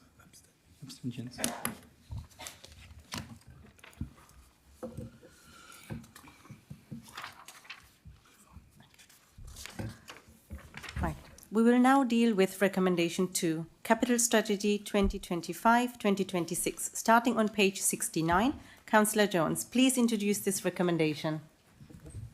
Thank you, Madam Mayor. It is a statutory requirement for local authorities to prepare a capital strategy and have it approved alongside the budget of council. It gives a high-level overview of how capital expenditure, capital financing and treasury management activity will be undertaken, thereby putting a regulatory framework around capital decisions, setting out how the council will determine capital spend and use capital resources to achieve the corporate objectives and support service delivery. It broadly follows the current approved strategy. However, the asset disposal section has been strengthened to put greater governance around disposal decisions should the council pursue any disposals. It is a strategy document that is part of good governance supporting ongoing financial resilience. And so for full transparency, we're giving it its own individual strategy this year. Thank you. Councillor Nawaz, I believe you are seconding the recommendation. Yes, I am, and I reserve the right to speak later if need to. Thank you. I will now open up the debate to the floor.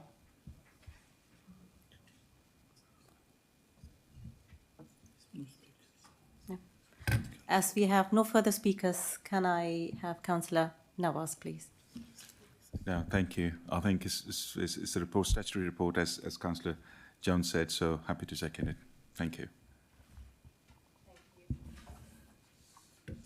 There are no further speakers. Councillor Jones, please formally move the recommendation. Thank you, Madam Mayor. I formally move. Thank you.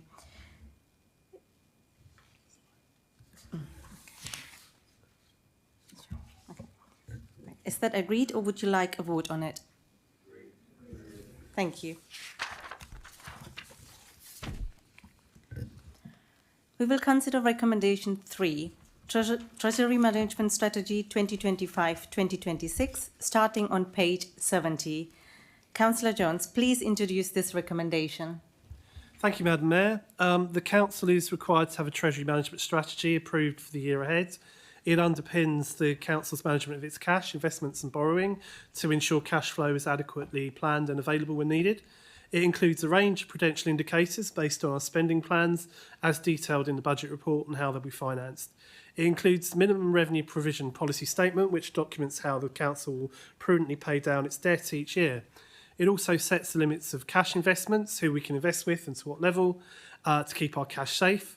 We prioritise, as long-time listeners to this meeting will know, we prioritise security over liquidity and yield and take a fairly low-risk approach to managing our cash whilst trying to achieve high returns. It broadly follows that approved last year, which is the current strategy. And I want to emphasise to members why this is a very good thing. We consider our investment decisions have been good for the year, and the rate reflects older lower rate investments maturing and now replaced with better rates above 5%. But we can expect this to decline next year as further base rate cuts are applied and our investment balances decreasing due to spending plans. However, if it gives returns in this strategy anywhere near approaching the past 2 years, that remains an extraordinary achievement for which we should be grateful. And I want to single out our Chief Accountant, Vicky Basley, and her Officer, Carey Manger, for particular recognition in this, for their role in this. It has helped us during a housing emergency and unprecedented pressures by delivering an additional £3 million over already substantial estimates in each of the past 2 financial years. Now, other good news is that performance against the current strategy shows very satisfactorily that we have not and will not breach the authorised limit this year. And the only borrowing we now have are our existing Public Works Loan Board's loans, and at this point we do not expect to borrow anything further. We've assumed a drop in interest rates, which, together with the capital plans, will make it very challenging to generate the returns we've seen this year, even though we have a number of longer-term deals locked in. But one thing to say, one change to report in next year's strategy is regarding the approved counterparties. We've reduced the time limit for money invested out down to 3 years on the advice of Arling Close, the Council's Treasury advisors.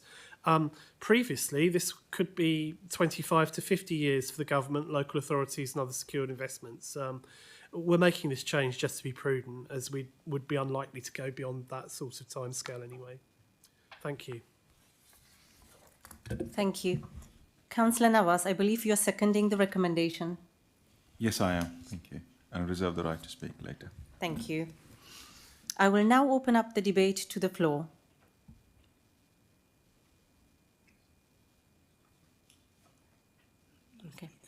Okay. As we have no further speakers, can I bring Councillor Navas in? Thank you, Madam Mayor. I'm happy to second that. And as this proves that, as Councillor Jones said, we have a very well-done financial strategy in place already, and this is really good to see that it's performing very well. I'm happy to second that. Thank you. Thank you. There are no further speakers. Councillor Jones, please formally move the recommendation. Thank you, Madam Mayor. I formally move. Thank you. We will now have a vote on this recommendation 3. Can I have a show of hands in favour?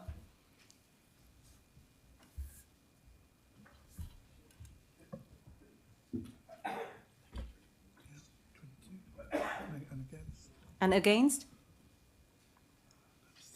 Those abstaining?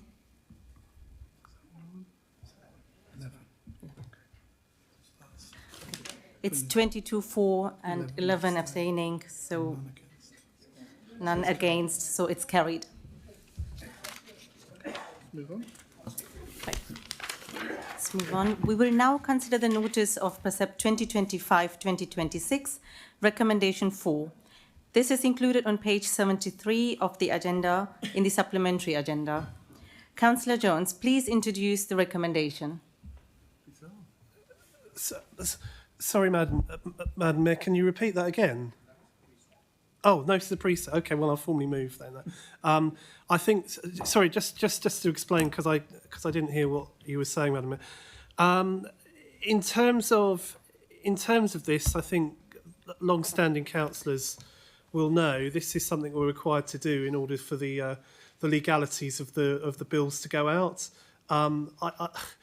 I don't really, I've never really understood why there has to be a vote, because we can't really vote against it. It's a factual thing. We've just agreed the tax increase for ourselves, and we can't do anything about what the other West Sussex and the Police and Crime Commissioner have set. So I would strongly urge members to vote for, not abstain, on this item. Yes. Thank you. Thank you.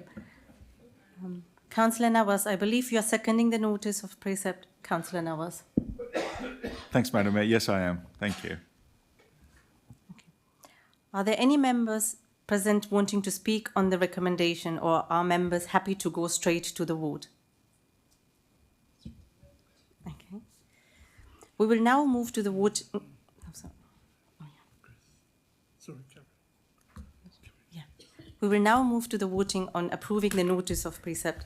As this relates to setting the council tax, a recorded vote in line with legislation is required.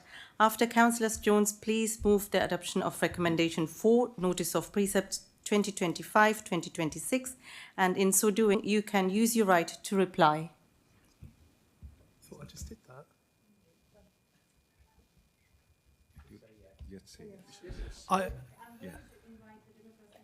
Manager to conduct the recorded vote.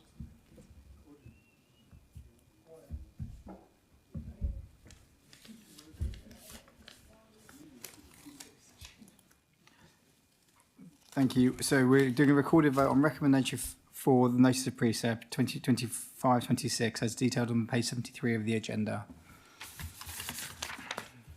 Councillor Abu Mosa. Councillor Adnay. Councillor Ashraf. Councillor Ayling. Councillor Barrett. Councillor Belbin. Councillor Bidwell. Councillor Burgess. Councillor Burke. Councillor Bushnell. Councillor Cheriton. Councillor Crowe. Councillor Hellier. Councillor Hilton. Councillor Irvine. Councillor Jaggard. Councillor Jones. Councillor Imtuit Khan. Councillor Kieran Khan. Councillor Yasmin Khan. Councillor Lanza. Councillor Lunnon. Councillor Chris Mullins. Councillor Sue Mullins. Councillor Mgale. Councillor Mgale. Councillor Nawaz. Councillor Patel. Councillor Pritchard. Councillor Ramsey. Councillor Rana. Councillor Russell. Councillor Sivaraja. Finally, Councillor Yanni. The precept is carried unanimously, 33 votes to no, against, and no abstentions.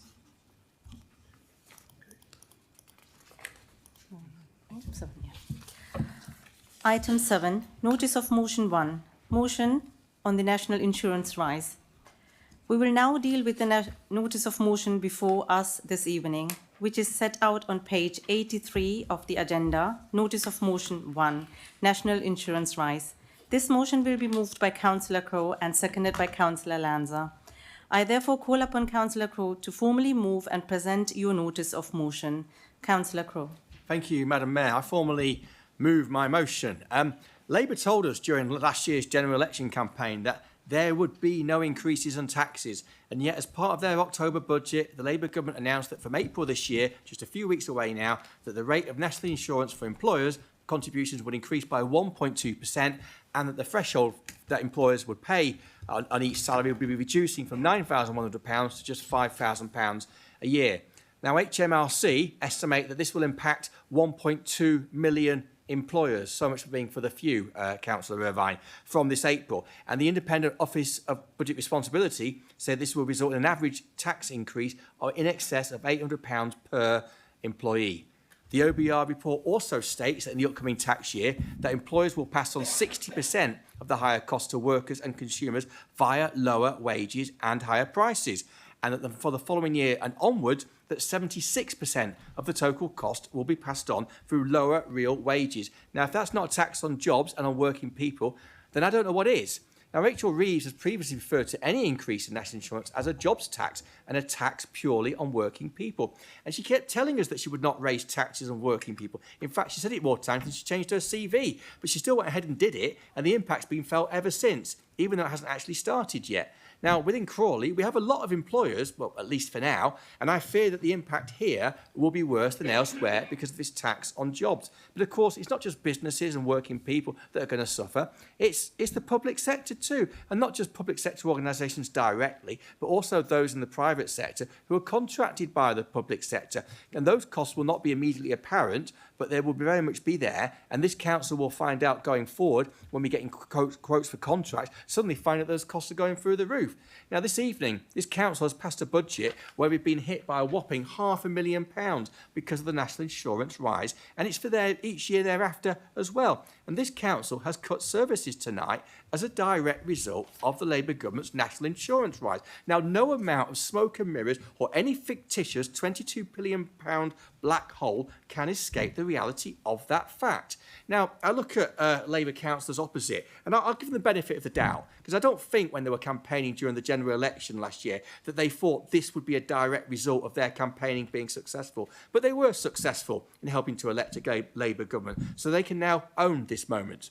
Now, we did receive some compensation from the government to the council for the cost of the national insurance rise, but the cost to us is around £700,000, and the compensation is around £200,000. So even Diane Abbott can calculate that we're getting a bum deal from the government. Now, Labour councillors here tonight, they've got an opportunity to join with us and to say to their government, this is not good enough, and our residents are unfairly having to pay the price. And it's not just local authorities, it's charities as well. And my motion mentions the shocking figure of £1.4 billion for increased annual running costs that the charity sector as a whole has been stated by the National Council for Voluntary Organisations. They estimate that's what the national insurance rise will cause. And to put it into local context, Crawley Open House have publicly stated that this will cost them £35,000 a year. Now, as much as I'd like to see the entire national insurance rise go, I recognise this late in the day that it's not a realistic ask of the government given the huge sums involved. But for local authorities and charities, we're a relatively small part of the overall increase. And if the government were to listen, it could make a really positive difference to people's lives.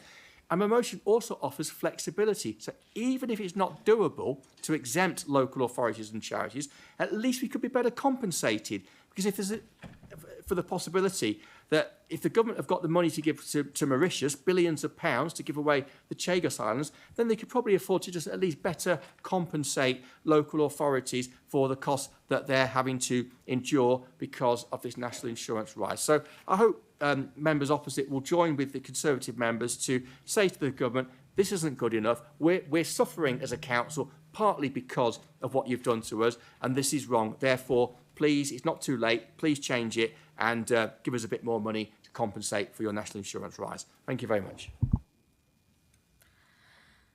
Thank you. Councillor Lanza, please second the motion. Also, please confirm if you're wishing to speak now or reserve your rights to speak later during the debate.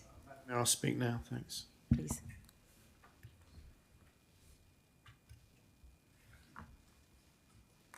Okay, thank you. Thank you, Madam Mayor.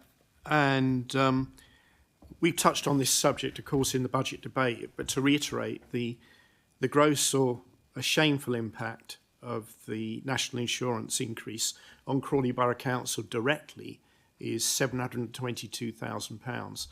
That's equivalent broadly to 10% on our council tax. Now, the government has deliberately undercompensated Crawley Borough Council in its generosity, and that's a calculated and deliberate act, leaving a net bill to us of £522,000. Now, the notice of motion quotes some figures which illustrate the profound impact of this national insurance increase, but I'll introduce some more from the LGA, that's the Local Governments Association, which is a cross-party organisation, and it estimates that looking at all councils, the impact, the direct impact to council costs from this national insurance increase is £637 million in a year. It also identifies a further indirect impact, potentially of £1.13 billion because of indirect supplier costs, because of contracts that we have with commercial providers and with the voluntary community and social enterprise sector.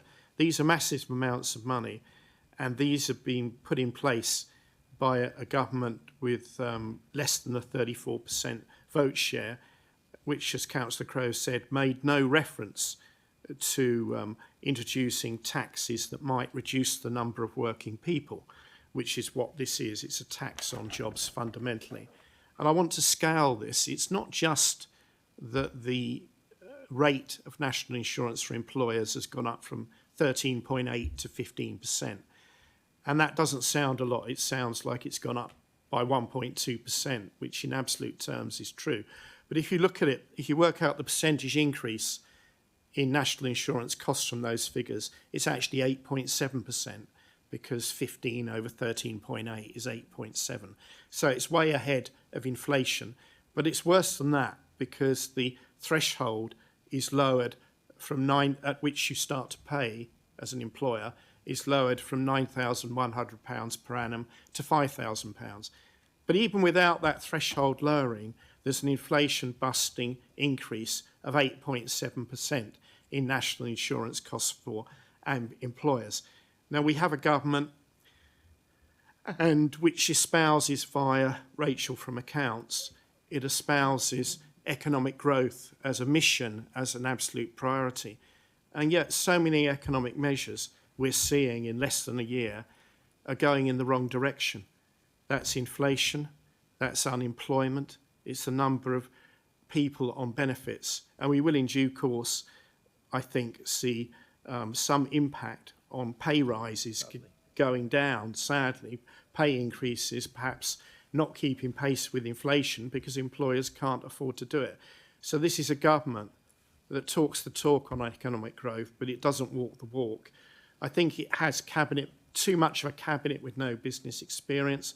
This increase in national insurance, not authorised by the British electorate, is profoundly damaging and really reflects a cabinet with a degree of economic illiteracy and a lack of work experience outside of the political domain, which is very sad for this country. Thank you. Thank you. I will now open up the debate to the floor. Councillor Pritchard. Thank you, Madam Mayor. I think the party opposite are incredibly hypocritical with their approach to this. Councillor Crowe highlights the impact of Crawley Open House, but conveniently forgets that West Sussex County Council, on which he sits, cut the budget of Crawley Open House by £6.3 million in 2018, prompting this council to help them out. Do you forget that, Councillor Crowe? They also conveniently forget to mention why council finances are in the state they are. It's something to do with the last 14 years of Conservative government that have caused us to make these really difficult decisions that not one member on this side of the chamber really wants to make, but we are being forced to make. And to top it off, you continue the attacks on Diane Abbott that come from a racist position and continue the press attacks, continue to follow those accusations. I think you should take back the comments about Diane Abbott and the comments about Rachel from Accounts from Bob Lanza. It's pathetic, it's childish, and does not deserve to be in this chamber. Thank you. Councillor Burgess. Thank you. Well, I must say, I assume this is going to be an adult conversation across the sides, but I see again, I once more have to remind everybody that we all represent everybody in this chamber. We didn't become councillors to make our residents poorer or our businesses poorer, and we have a responsibility to protect our community, our residents and our local businesses. And that means standing up for them if we see something that we should really, really speak up about. As for open house, maybe that was a situation, but maybe it was one-off. But this is a continuing situation that they have to find weekly, monthly, annually, wherever, to exist. And many businesses will go under, local businesses that serve this community and our town, and we should be protecting them.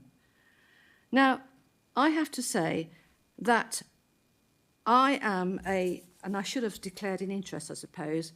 I am a volunteer at St Catherine's Hospice. I take my dog in regularly as a pet dog, you probably know that.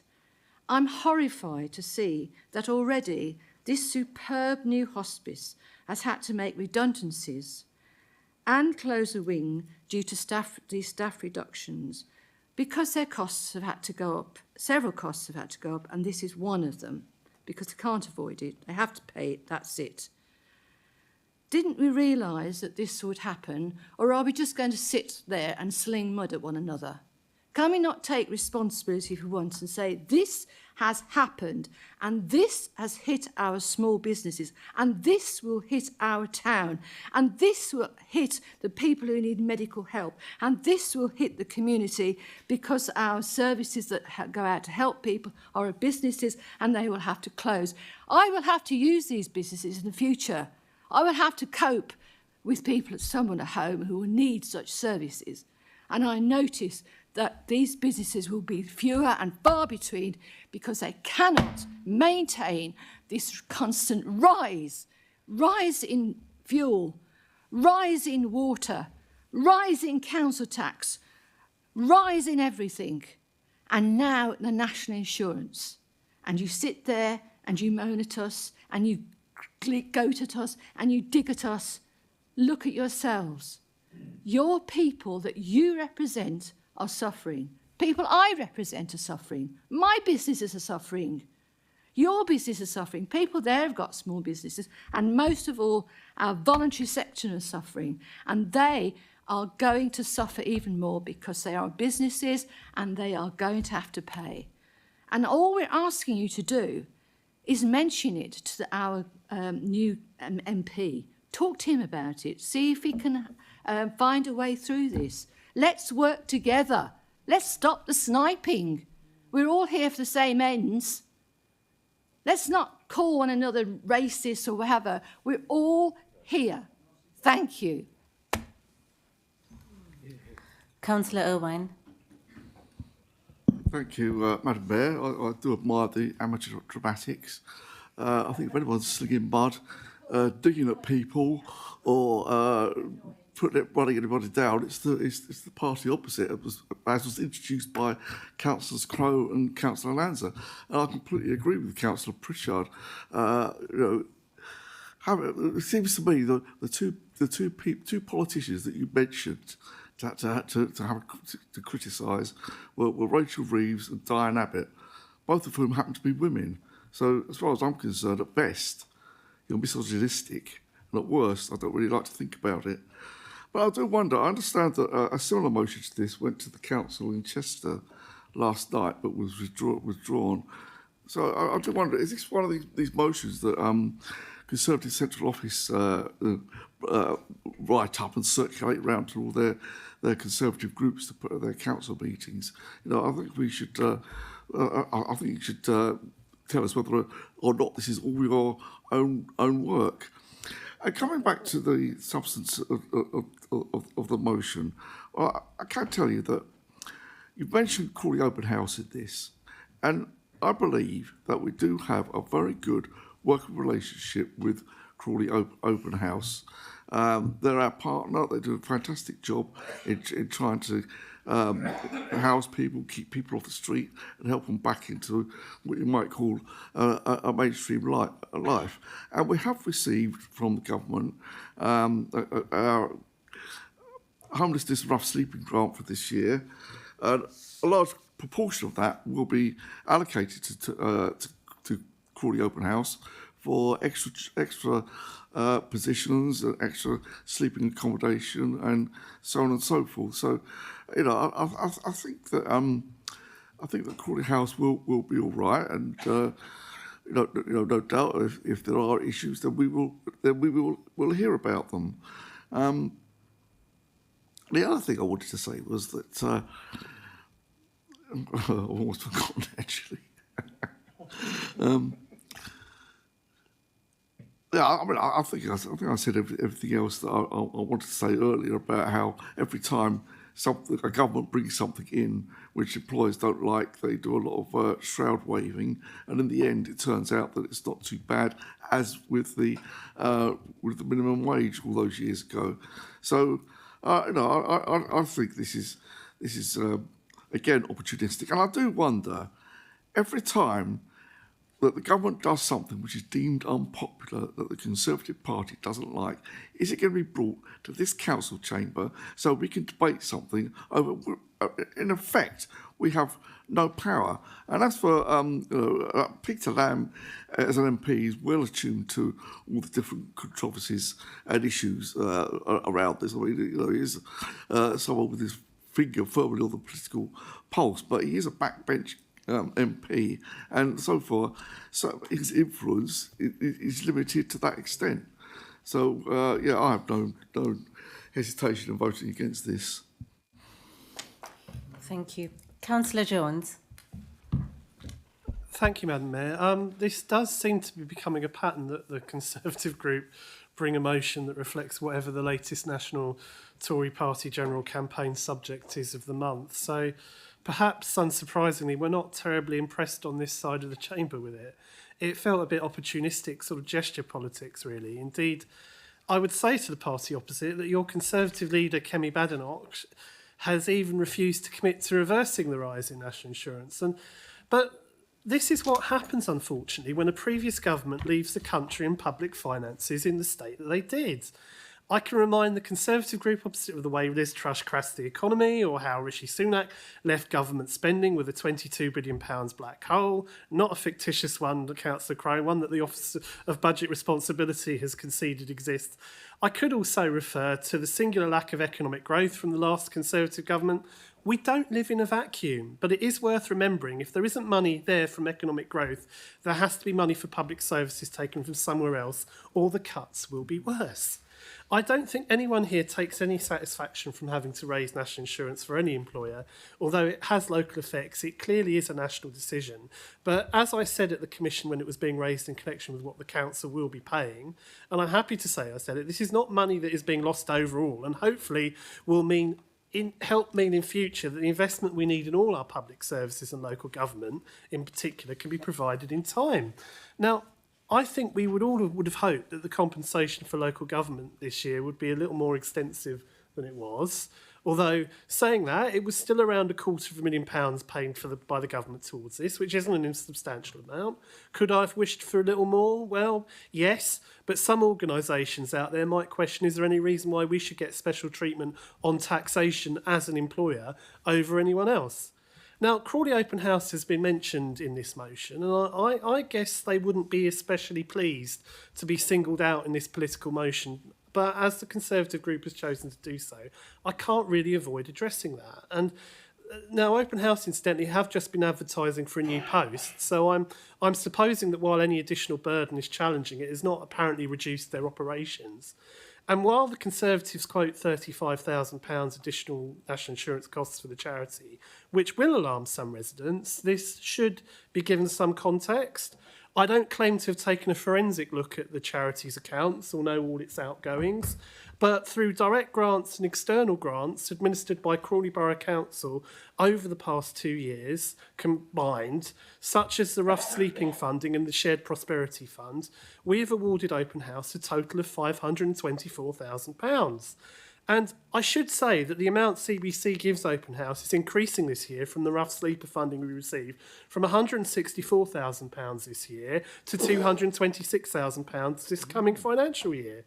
Now, I've mentioned this, Madam Mayor, not because I begrudge Open House the money, far from it, but I don't want the Conservatives inadvertently giving the impression to residents this has plunged the charity into crisis, or that CBC is standing idly by watching this happen.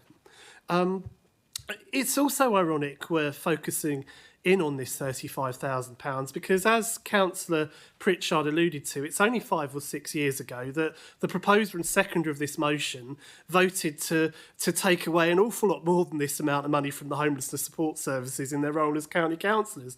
It was several £1 million, as and they were on the cabinet, as I recall. Now, perhaps they'd like to have a word with their colleagues if this is now a problem for them. I mean, some people might describe this as brass neck cheek, but returning to the general point around national insurance, Madam Mayor, the Labour Party made a commitment during the general election that it wouldn't increase taxes on working people. Because of the last few years, it has been working people that have had to bear the brunt of tax increases.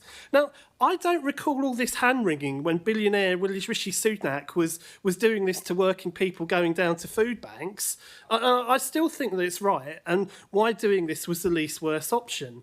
But we've got to raise the money to put our public finances on a firm footing. We're living that in local government when the money isn't there. The Chancellor's introduced policies to increase spending by almost £70 billion a year over the next 5 years. And about half of this is being funded by tax increases. What needs to be done on health and education and skills in particular can't wait. And it is some of the people who are the most in need who will suffer most if we don't. So sometimes there are difficult decisions when you're trying to put things back on an even keel. And we didn't have grown-ups in government of this country for a long time. We support the charitable sector and voluntary sector in Crawley on the side of the chamber, but we have to have a government that gets the national finances right. It's regrettable that anyone has to be affected, but we've had 14 years of almost constant austerity, and it's going to take time to put that right. And we're not going to support the motion for these reasons. Thank you. Thank you. Councillor Belbin. Thank you, Madam Mayor. I think the whole point of this is that Rachel Reeves said she wanted growth.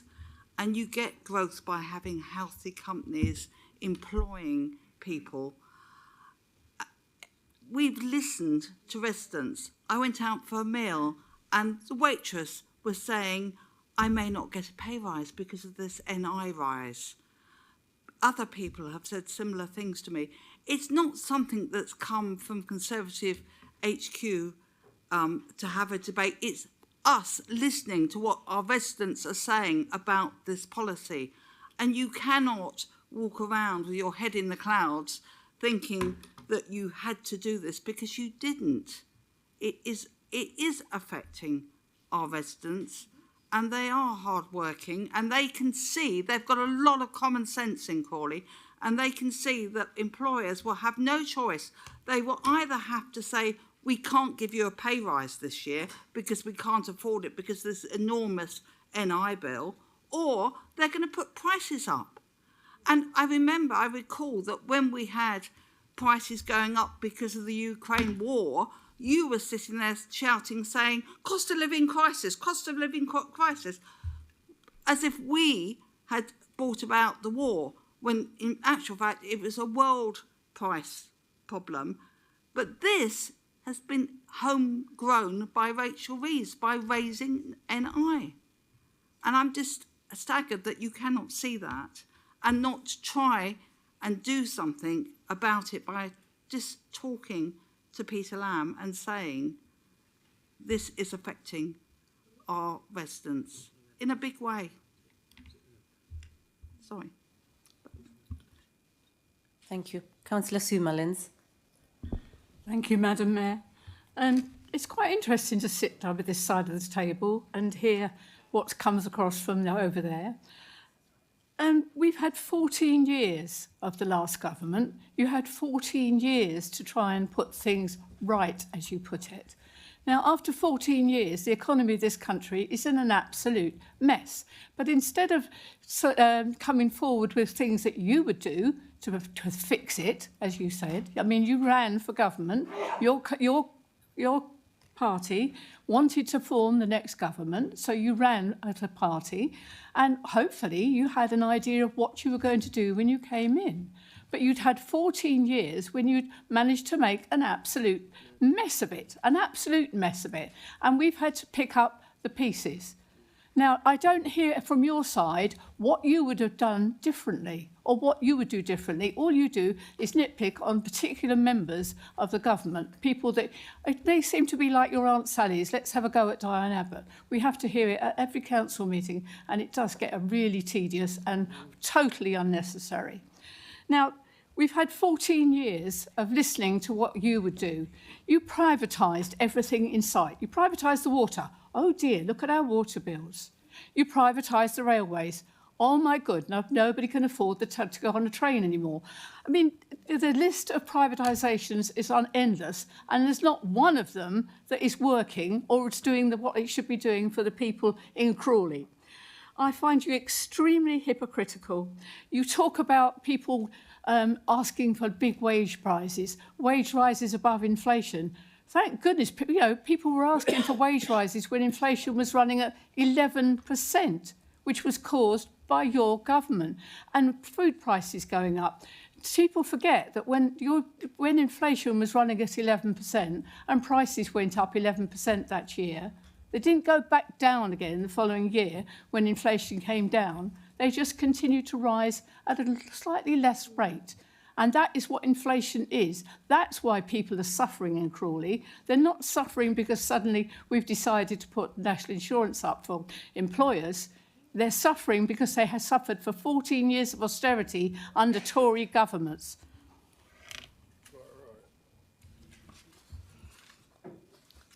Thank you. There are no further speakers. Councillor Crowe, do you wish to... Yeah? Oh, one more. Councillor Hilton. We've had a lot of discussions tonight about how terrible our government has been towards small businesses, but it's a bit selective because on two important points, actually in the budget in 2024, two things happened. Can I just... On business rates, obviously we don't get business rates divided up. It comes from the central government. But actually, eligible business properties relating to retail, hospitality and leisure, exactly the kind of business Councillor Belbin was referring to, will receive 40% relief on their bills for business rates up to a maximum of £110,000 per business. And in terms of the waitress who served you, I hope she's on the minimum wage, I hope she's on the national living wage, and I hope that employer is carrying out its legal responsibilities. So I think we need to have a bit of balance.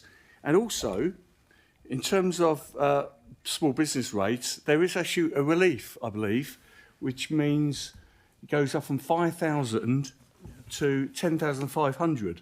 So, yes, we appreciate... And also the national living wage is going up in April. Two or three things. It's all part of a package. And people say this is not necessary. It is.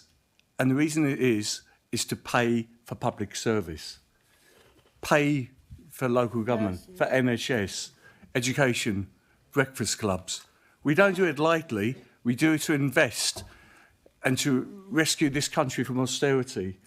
And it's the same with the farmers as well. There's lots of things we're doing. It's just negative from the other side. And actually, I like to think in 4 or 5 years, we will see the results and rewards of the fruits of these rewards.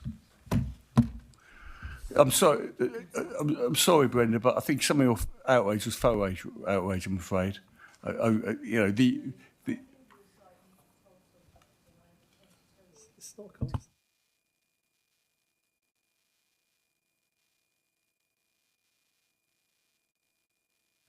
Any other speakers?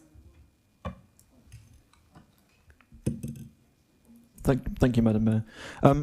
I wasn't planning on saying anything. I think at this point it's fair to try and separate the political from the personal, and I'm just a bit disappointed in some of the comments from some of the members. I would invite members to potentially retract those because we are politicians. At the end of the day, we're not attacking people personally. So let's try and separate our political views from personal views.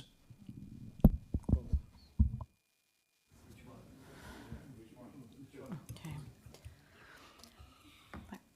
Both of them. you know, calling someone racist, calling someone misogynistic, I think it's in poor taste. I think considering we're a council, the amount we do for a local community, which Councillor Mullins earlier said was a multicultural community, I think it brings the council into disrepute, to be quite honest.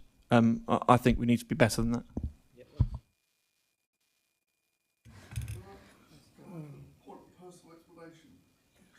Yes, Councillor Irvine. I didn't actually call anyone misogynistic. I said that it sounded misogynistic. The comment, not the person.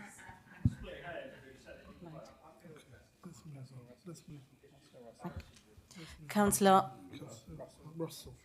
Russell.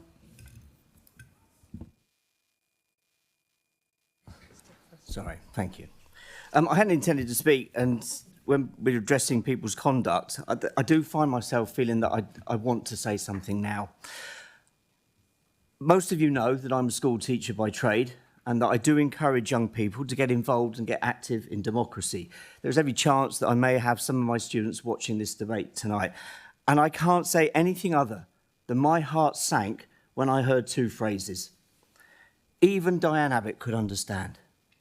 Rachel from accounts. Now, I'm going to have to explain those to young people tomorrow about why young women should get involved in politics, why people from black and minority ethnic groups should get in politics when we hear things thrown around like that. And I'm sorry, I am dreadfully disappointed. And the only thing I would ask here is, gentlemen, please raise your game.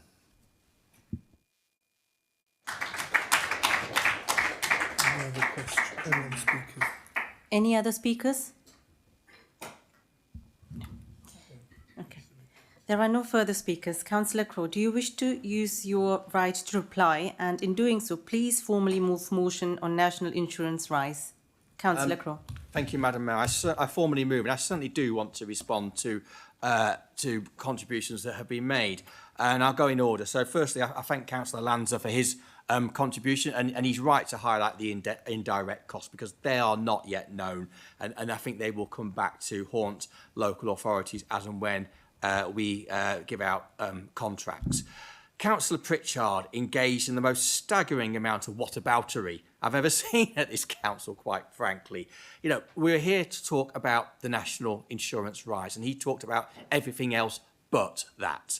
And as for his reference to Diane Abbott and suggesting that it's racist, that's simply appalling, quite frankly. Diane Abbott was Shadow Home Secretary, and she very famously made a very bad, a very poor miscalculation, and she did receive some stick for that. And why shouldn't she? She should be treated the same as everybody else from whatever background, and she was right to receive criticism then, and you just don't like the fact that you know, she's one of yours and she made such a bad mistake. And, you know, I'm happy to criticise other senior members of the Labour Party. You know, I've made reference to Captain Hindsight and Captain Flip-Flop before, you know, a.k.a. Keir Starmer. No one's ever accused me of misandry for making those comments about him. These are normal political rough and tumble. There is nothing racist whatsoever in highlighting Diana Abbott's poor miscalculation as a joke. And as for the Rachel from accounts, and I made reference to her CV as well, because yes, she has changed her CV many times, and there has gained some common currency, the term Rachel from accounts, and there is not meant to be any misogyny whatsoever. It really was in poor taste. Really should just stick to the subject matter. I thank Councillor Burgess for her contribution, and she's right to highlight St Catherine's Hospice. And yes, they will be impacted by this measure. Now, Councillor Irvine, again, and sadly he went down the same disappointing rabbit hole that Councillor Pritchard did when he talked about misogyny. And I will address this point. He mentioned Chester, I can't remember which exactly council it was, but about being a Conservative motion that's doing the round. And yes, actually, there is. But the first time I saw it was after I had submitted this motion to this council. You know, I submitted it quite some time ago. So I only saw what you might call the standardised Conservative motion on national insurance that's doing the rounds after I submitted this one. This is entirely my own words, my own writing.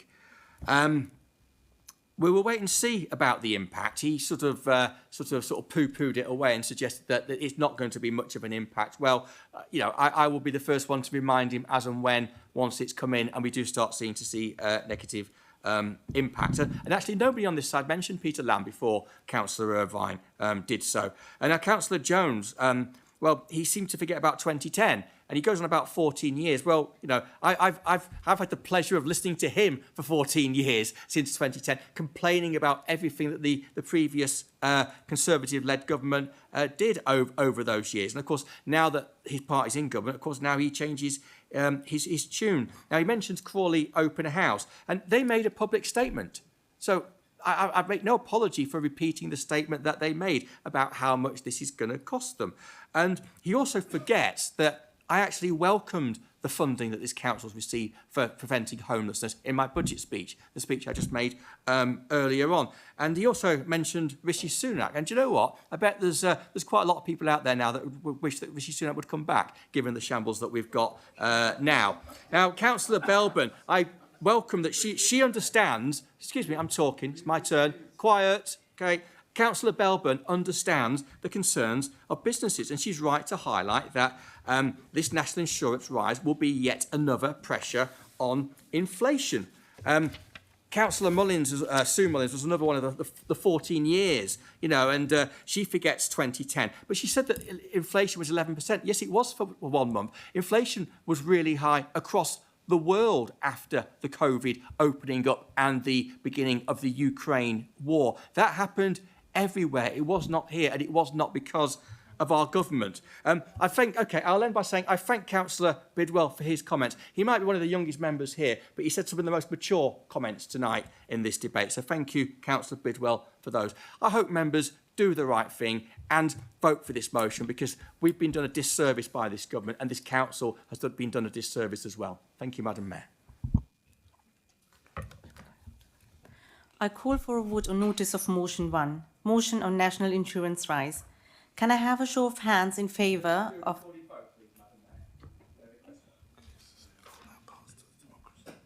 Okay. I pass it to the Democracy Services, to Chris Pedler.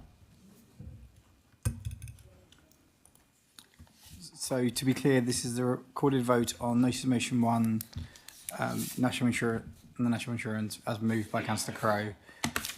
Councillor Abu Mosa, Councillor Adney, Councillor Ashraf, Councillor Ayling, Councillor Barrett, Councillor Belbin, Councillor Bidwell, Councillor Burgess, Councillor Burke, Councillor Bushnell, Councillor Cheriton, Councillor Crowe, Councillor Hellier, Councillor Hilton, Councillor Irvine, Councillor Jaggard, Councillor Jones, Councillor Imtiaz Khan, Councillor Kieran Khan, Councillor Yasmin Khan, Councillor Lanza, Councillor Lunnan, Councillor Chris Mullins, Councillor Sue Mullins, Councillor Mangali, Councillor Nawaz, Councillor Patel, Councillor Pritchard, Councillor Ramsey, Councillor Rana, Councillor Russell, Councillor Sivaraja, finally Councillor Yanni.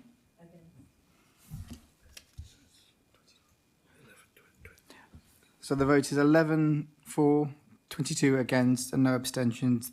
The notice of motion falls.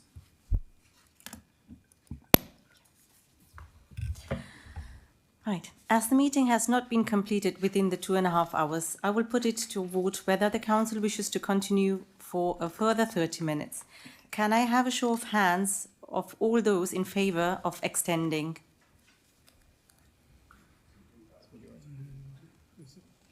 Yeah. It's the majority, so we'll carry on.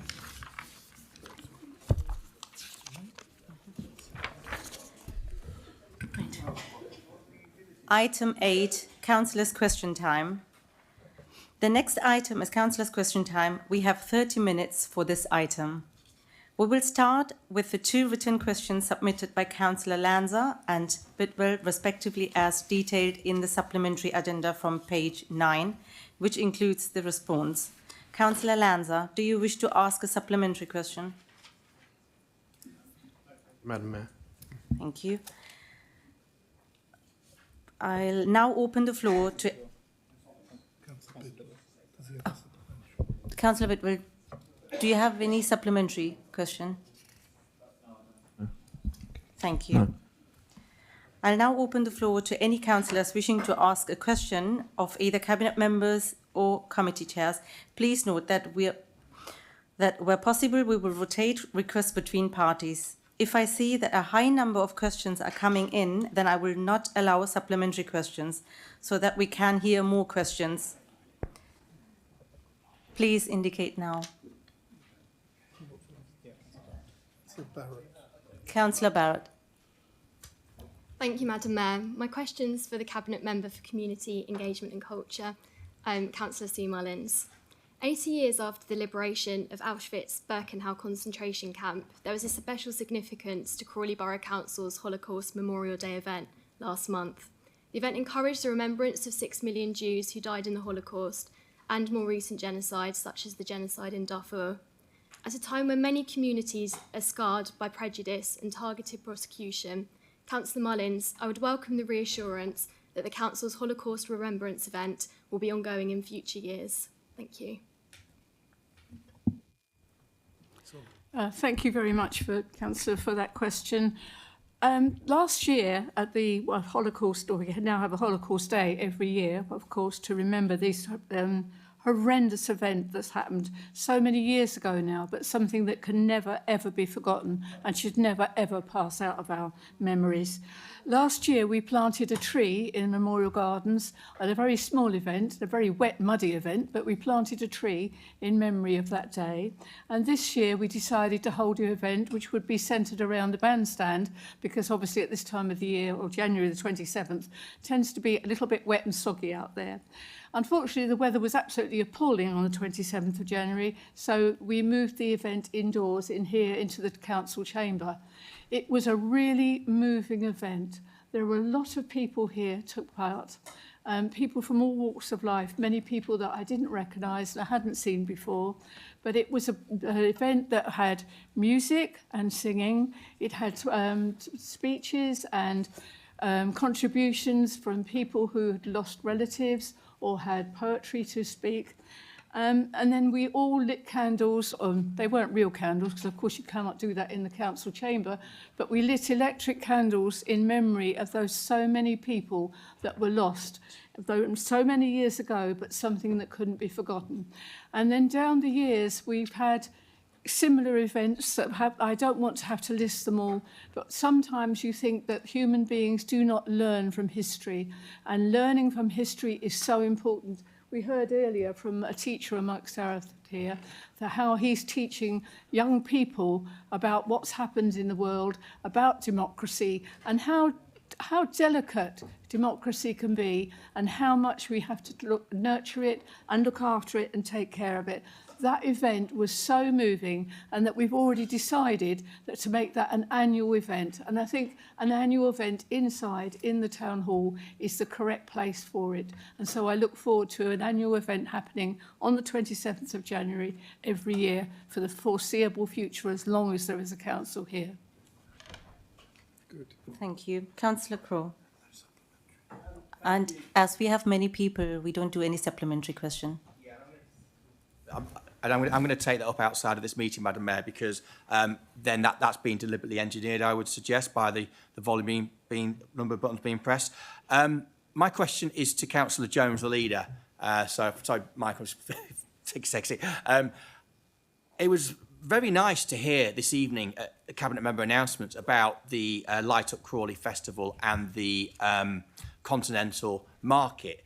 However, since our last full council meeting on December the 11th, we've had the biggest announcement and biggest shake-up of local government since the 1970s in the publication of the local government white paper. So I was staggered that he did not make an announcement when he had a perfect opportunity to do so earlier this meeting, and somehow the Continental Market shoved him out.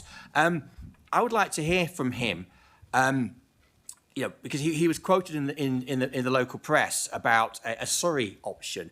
I would like to hear from him. Will he look to to close down this Surrey Avenue that many people feel is a red herring. And the reason why, because it's actually holding up the actual process of looking at the serious options. As he knows, all the authorities in Sussex will be making a submission by the 21st of March. And having Surrey thrown into the mix makes that submission much more difficult and much more complicated, and potentially detracts from the other more serious options. So while I don't expect him to rule it out tonight, will he work to close down that avenue, or at least fully explore it as quickly as possible, so that it could most likely be discounted? Thank you. Thank you, Madam Mayor. I think I'll just have to live with Councillor Crow's disappointment on this occasion. This is a fundamental change in the structure of local government. And it is right that we explore all options to ensure that our town residents are best positioned with whatever structures are settled upon. But I didn't make an announcement because there's nothing to announce that certainly Councillor Crow or anyone who's involved in this would know. Myself and the Chief Executive are working hand in hand with our counterparts across West Sussex. And I'm not trying to keep it a secret. I told the member of the public who asked this question earlier on in response to the government's request in developing proposals.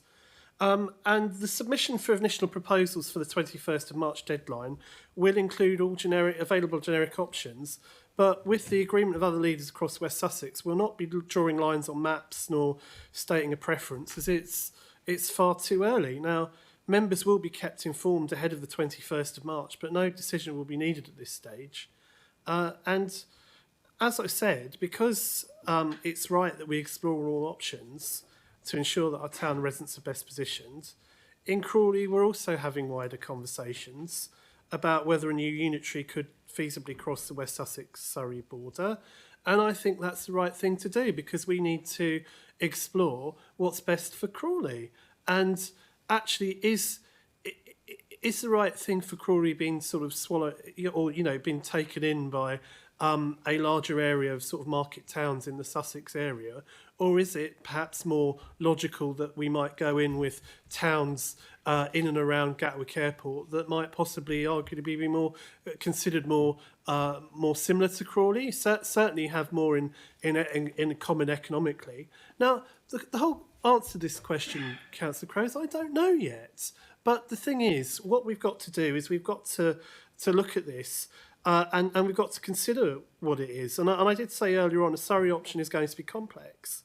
And any such move is also going to require a decision of which of the new mayoral combined authority such a unitary would sit within. But again, as I said, nothing has been decided. Everything has been explored. There's been some strange things been claimed about what Crawley is or isn't doing. But as I said, no commitments or decisions have been taken yet in any event. But we're going to do what's right at this council. We're going to do what's right for Crawley. We're not going to get swallowed up by the interests of other existing councils elsewhere, or dare I say, upper tier authorities that might have their own agenda. We're going to do what we consider is right for this place, because we are the council that represents place, and it's absolutely right that we do so. Thank you. Councillor Adney. Yeah. Can I ask the Cabinet Member for Planning and Economic Development, Councillor Lateef, if the work on the Western Boulevard scheme is now complete? And does he agree with me that this has lifted the experience of this part of the town centre in a very impressive way? And will the work help improve connectivity of the boulevard and the Broadway for traffic, as well as encourage people to use buses to travel and to go through the town? Thank you.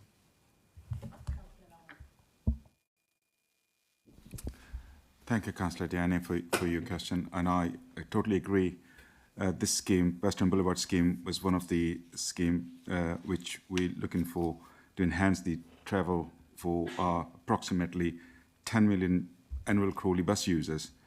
And by adding that as a dedicated bus line at the key junction, improving the journey times between the town and key business hubs like neighbourhoods and Mayoral, and also the Gatwick Airport. And we made sure this scheme ensures minimal disruption to general traffic while boosting town centre accessibility, benefiting local businesses. As you mentioned, additionally, this new pedestrian paving enhances the real area's visual appeal, while segregated cycle lanes improves connectivity and safety for cyclists. And I'm sure we all agree that these enhancements support Crawley's economic recovery plan by encouraging more private sector investment coming to the town centre for residential and commercial side of things. And this will definitely help fostering the sustainable business growth and vibrant town centre. Thank you. Thank you. Councillor Jagat. Thank you. Yeah, I think it's to Councillor Nawaz as well for planning. So at the February Planning Committee, a couple of weeks ago, the new bus station was approved as part of the Station Gateway scheme. Bizarrely, bus shelters were not included in the application, as apparently there wasn't any funding available for them. So Councillor Bidwell put in a written question on this lack of bus shelters at the bus station. And the answer to his question was the bus shelters are to be installed following completion of the construction of the bus station layout.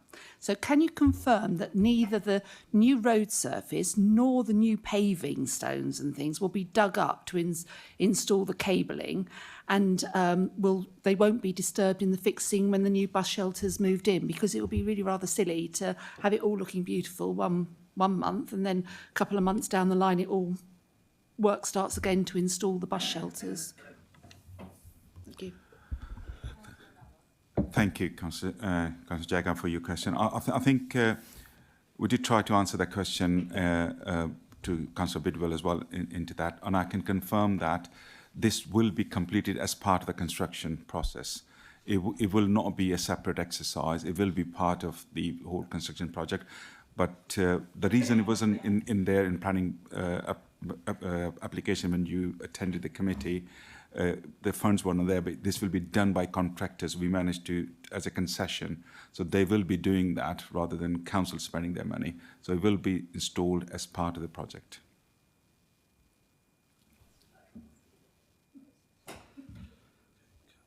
Thank you. Councillor Cheriton. Thank you. This is actually a question to got his name here, to Councillor Noyce, but unfortunately he's not here this evening, so I'm probably going to have to ask Councillor Jones to reply on his behalf. I noticed that driving by K2 that, to my immense surprise, there's a bunch of gantries there in the car park, and I remember maybe my memory's a bit fuddled, but I remember it's only a matter of weeks ago we were talking about installing solar panels, and lo and behold, we got the bases ready there to install them. So I wondered whether Councillor Jones or somebody else you'd like to nominate would be able to comment on that. Thank you. It's actually mine, really. Can I say thank you for the question, though, because it's what we're doing at K2 at the moment is part of the whole extension and development of K2. And as you know, in any sports centre, the swimming pool is probably the most energy consuming part of a pool. And we have a particularly big pool, which is 50 metres, which is unusual in this region. And what we're doing at K2 at the moment, which is due to be completed in April, is to put solar panels right across the car park, which will sort of act as, I suppose, a roof across the car park, which will be to the benefit of cars that are parking there, because they'll be undercover. Sorry, I've got a bit of a bad chest tonight, so I'm struggling a little bit. And to see that the advantages to that would be the solar panels would deliver a considerable amount of energy into K2, which will primarily be used to run the pool, but can be used generally within the complex as well. The funding for it, if anybody's interested, the bulk of it came from funding from Sport England Swimming Pool Support Fund, and that was the bulk of the money. We have put some money in ourselves, which will be paid back by everyone active. And so from the council's point of view, we actually break even on it. But more so than that, because there'll be a saving for the energy that's generated and put into the K2, there should be a further income return to the council in future. I can't give you hard figures on that now, but they'll develop and we'll know what they are in the future. Can I say that the electricity generated through the scheme will save approximately 65 tonnes of CO2 emissions annually, and that in itself equates to 3,023 trees a year. So it's quite a considerable change. It's a very important change, and one that's going to make an awful lot of difference to the energy needs at K2. We've already gone in and put LED replacement lighting over the pool hall and other areas, also to considerably save energy use there. Now, when we look at the council buildings, K2 was our highest user of energy, and perhaps wastefully so, when that is now being corrected to the advantage of both the council and the contractor, and actually to the residents as well. It may actually save them on prices when they go through the door. So all in all, I would say that this is an excellent scheme. If people are asking you, what are the new pillars that are appearing in the car park, now you know. They're the support structures for the solar panels. Okay, thank you. Thank you. Councillor Hellier. Thank you. My question is to Councillor Nawaz. Sorry, you got the hot seat tonight. When the Three Bridges station proposal was put to councillors previously, I inquired about the budgets, asking when they were prepared for submission, and was informed at the time that it was something like over 9 years ago. It's quite a time ago. The budgets have recently been adjusted to request an increase in funds, increasing from 1.1 million to 2.05 million. But given the project hasn't started yet and labour, material and associated costs have risen significantly, do we not think it prudent to give the challenges to our finances to obtain a detailed costing review?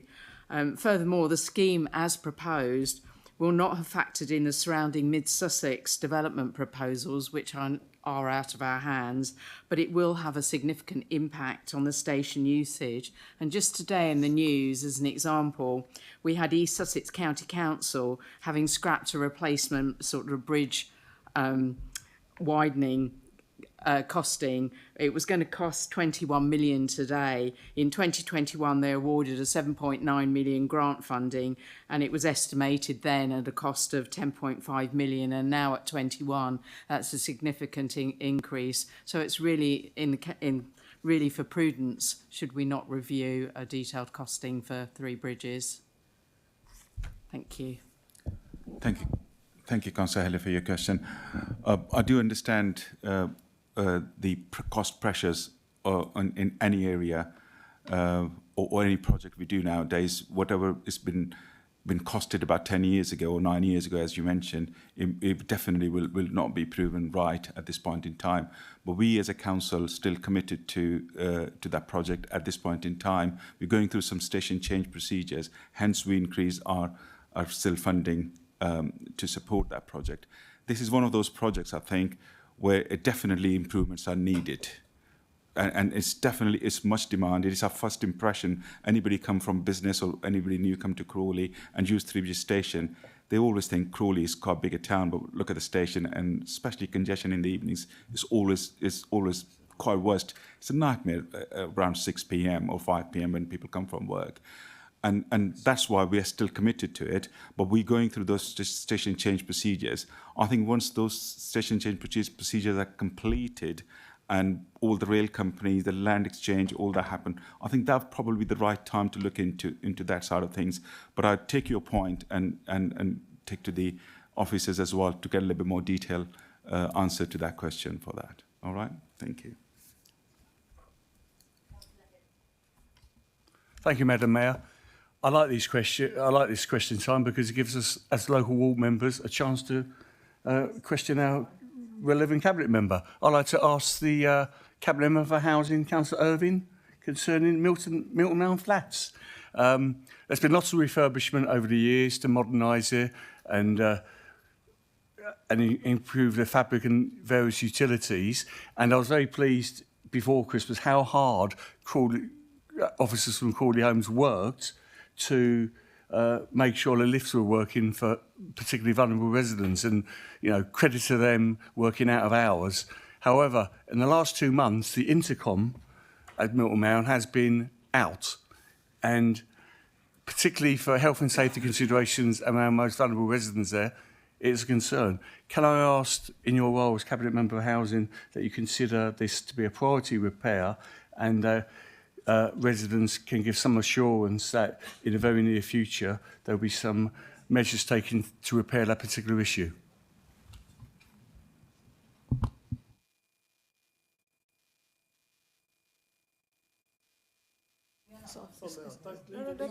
Okay. First of all, thank you, Councillor Hilton, for your question.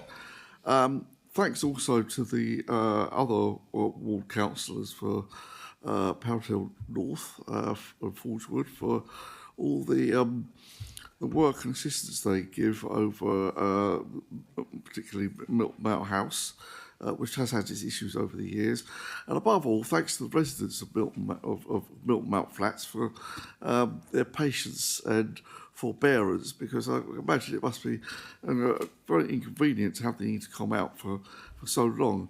Now, as I understand it, as Councillor Hilton says, the income has been out of action for 2 months. The problem is that there's 2 ways of possibly resolving this. And the first way of resolving it is for our contractor to... There's 2 parts that need to be replaced to get the system up and running again. Our contractor is trying to source those parts, but unfortunately hasn't been able to do so. And the alternative is to replace the entire system. But if the entire system was replaced, then that would be a pretty huge cost, and a large part of that cost would fall on the leaseholders, and I really don't want to add any financial burdens onto the leaseholders of Milton Mount Flats. So I thank you for your question. I will keep monitoring it.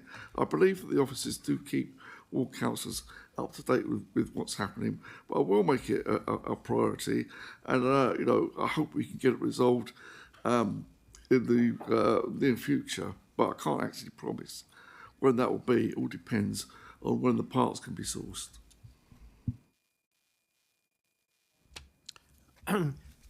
Thank you, Madam Mayor. My question is to Councillor Yasmin Khan as Cabinet Member for Public Protection.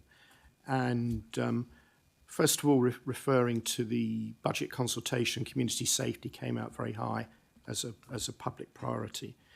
Secondly, referring to an article that was run in the Daily Mirror, and it was referred to me by a constituent.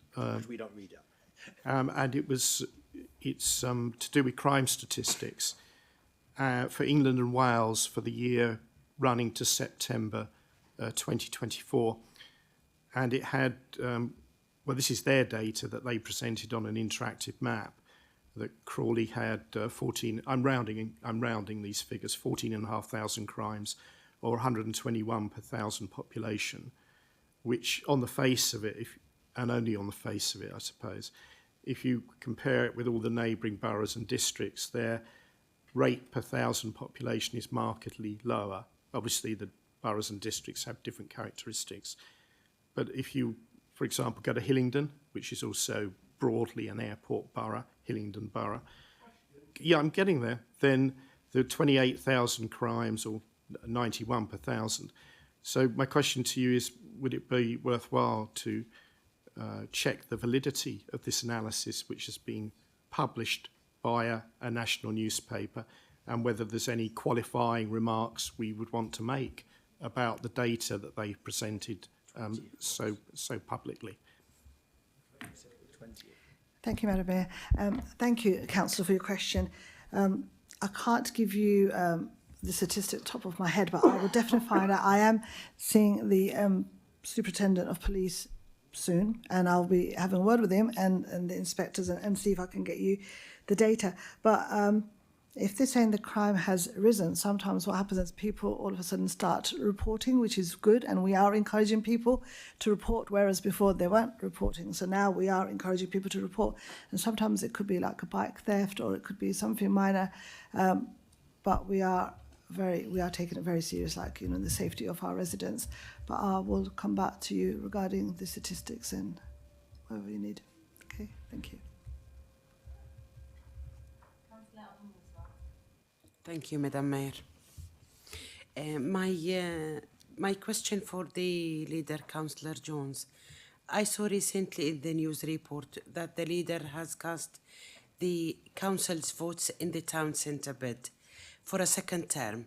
Can he tell me how he voted and whether he agrees with me that a yes vote result for renewal will be very positive things for our town centre and for all our residents in Crawley Borough?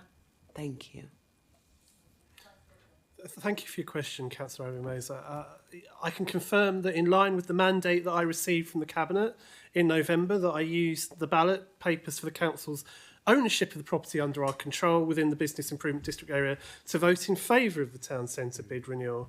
I do agree with you that the bid has been an excellent source of support for businesses in the town centre and have helped create a vibrant place with some refreshingly fun and interesting events to attract visitors and residents and encourage additional footfall into our town to shop and enjoy it. And despite what some of our more negative social media commentators try to suggest, footfall in Crawley is healthy and has increased over the past few years. Events like the Fusion Mela and the alternative car shows have been real draws. And the bid has helped keep businesses protected too. I understand that the bid ambassadors returned over £120,000 worth of stock to town centre retailers. So, as council leader, the feedback I've got from businesses who've mentioned the bid to me has been universally positive, and I look forward to hearing the results of the renewal ballot on Friday when the ballots are counted. Thank you. Thank you, Madam Mayor. It's just a quick question, I think probably to the leader of the council. I mean, obviously, we are living in increasingly uncertain and unstable times and difficult times. It's causing us all anxiety. And I would say as well, in particular, with the young people I teach, are just horrified by what they're seeing going on in the world today. One of the comforts I can offer them is the importance of the international organisations that the UK is a member of. And one of those, I would suggest, is singularly important to a town like Crawley, with its vibrant multiculturalism and diversity. And that's the Commonwealth. And I understand, I think the 10th of March is the Commonwealth Day, and I wondered what, if anything, we might be doing as a council to recognise this fantastic organisation. Thank you. Yeah, I will do. Thank you for your question, Councillor Russell. I certainly agree with you that it is right to recognise the contribution of the Commonwealth in celebrating the shared values of friendship and respect and unity that connect us around the world. And I can confirm it's definitely the intention on the 10th of March that I will join you, Madam Mayor, to raise the Commonwealth flag at the Town Hall. Over 2.7 billion people call the Commonwealth country home, and we look forward here in Crawley to joining people across the world marking the day. And can I also say, I also applaud the work you do with students in schools on citizenship, and very much appreciate all the work that teachers do to promote this, and indeed the interest of the young people taking this. It's important for the future, and it's important for our future democracy. I understand this year that the theme of Commonwealth Day is Together We Thrive, which celebrates the enduring spirit of the Commonwealth family of 56 independent member countries that are united by shared values enshrined in the Commonwealth Charter. So I very much look forward to that, and you can rest assured that we will mark it appropriately. Thank you. Jones, the question time is finished now. Item 9, receiving the minutes of the Cabinet, Overview and Scrutiny Commission and Committees. In the absence of the Deputy Mayor, I'll move the receipt of the reports of the meetings as set out in Agenda Item 6 on page 23 of the agenda. Is that agreed? We have no items reserved for debate, and as there is no further supplementary items of business, I declare the meeting of the Council now closed. Thank you.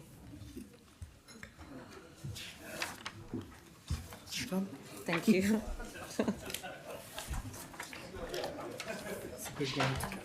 Oh, yeah.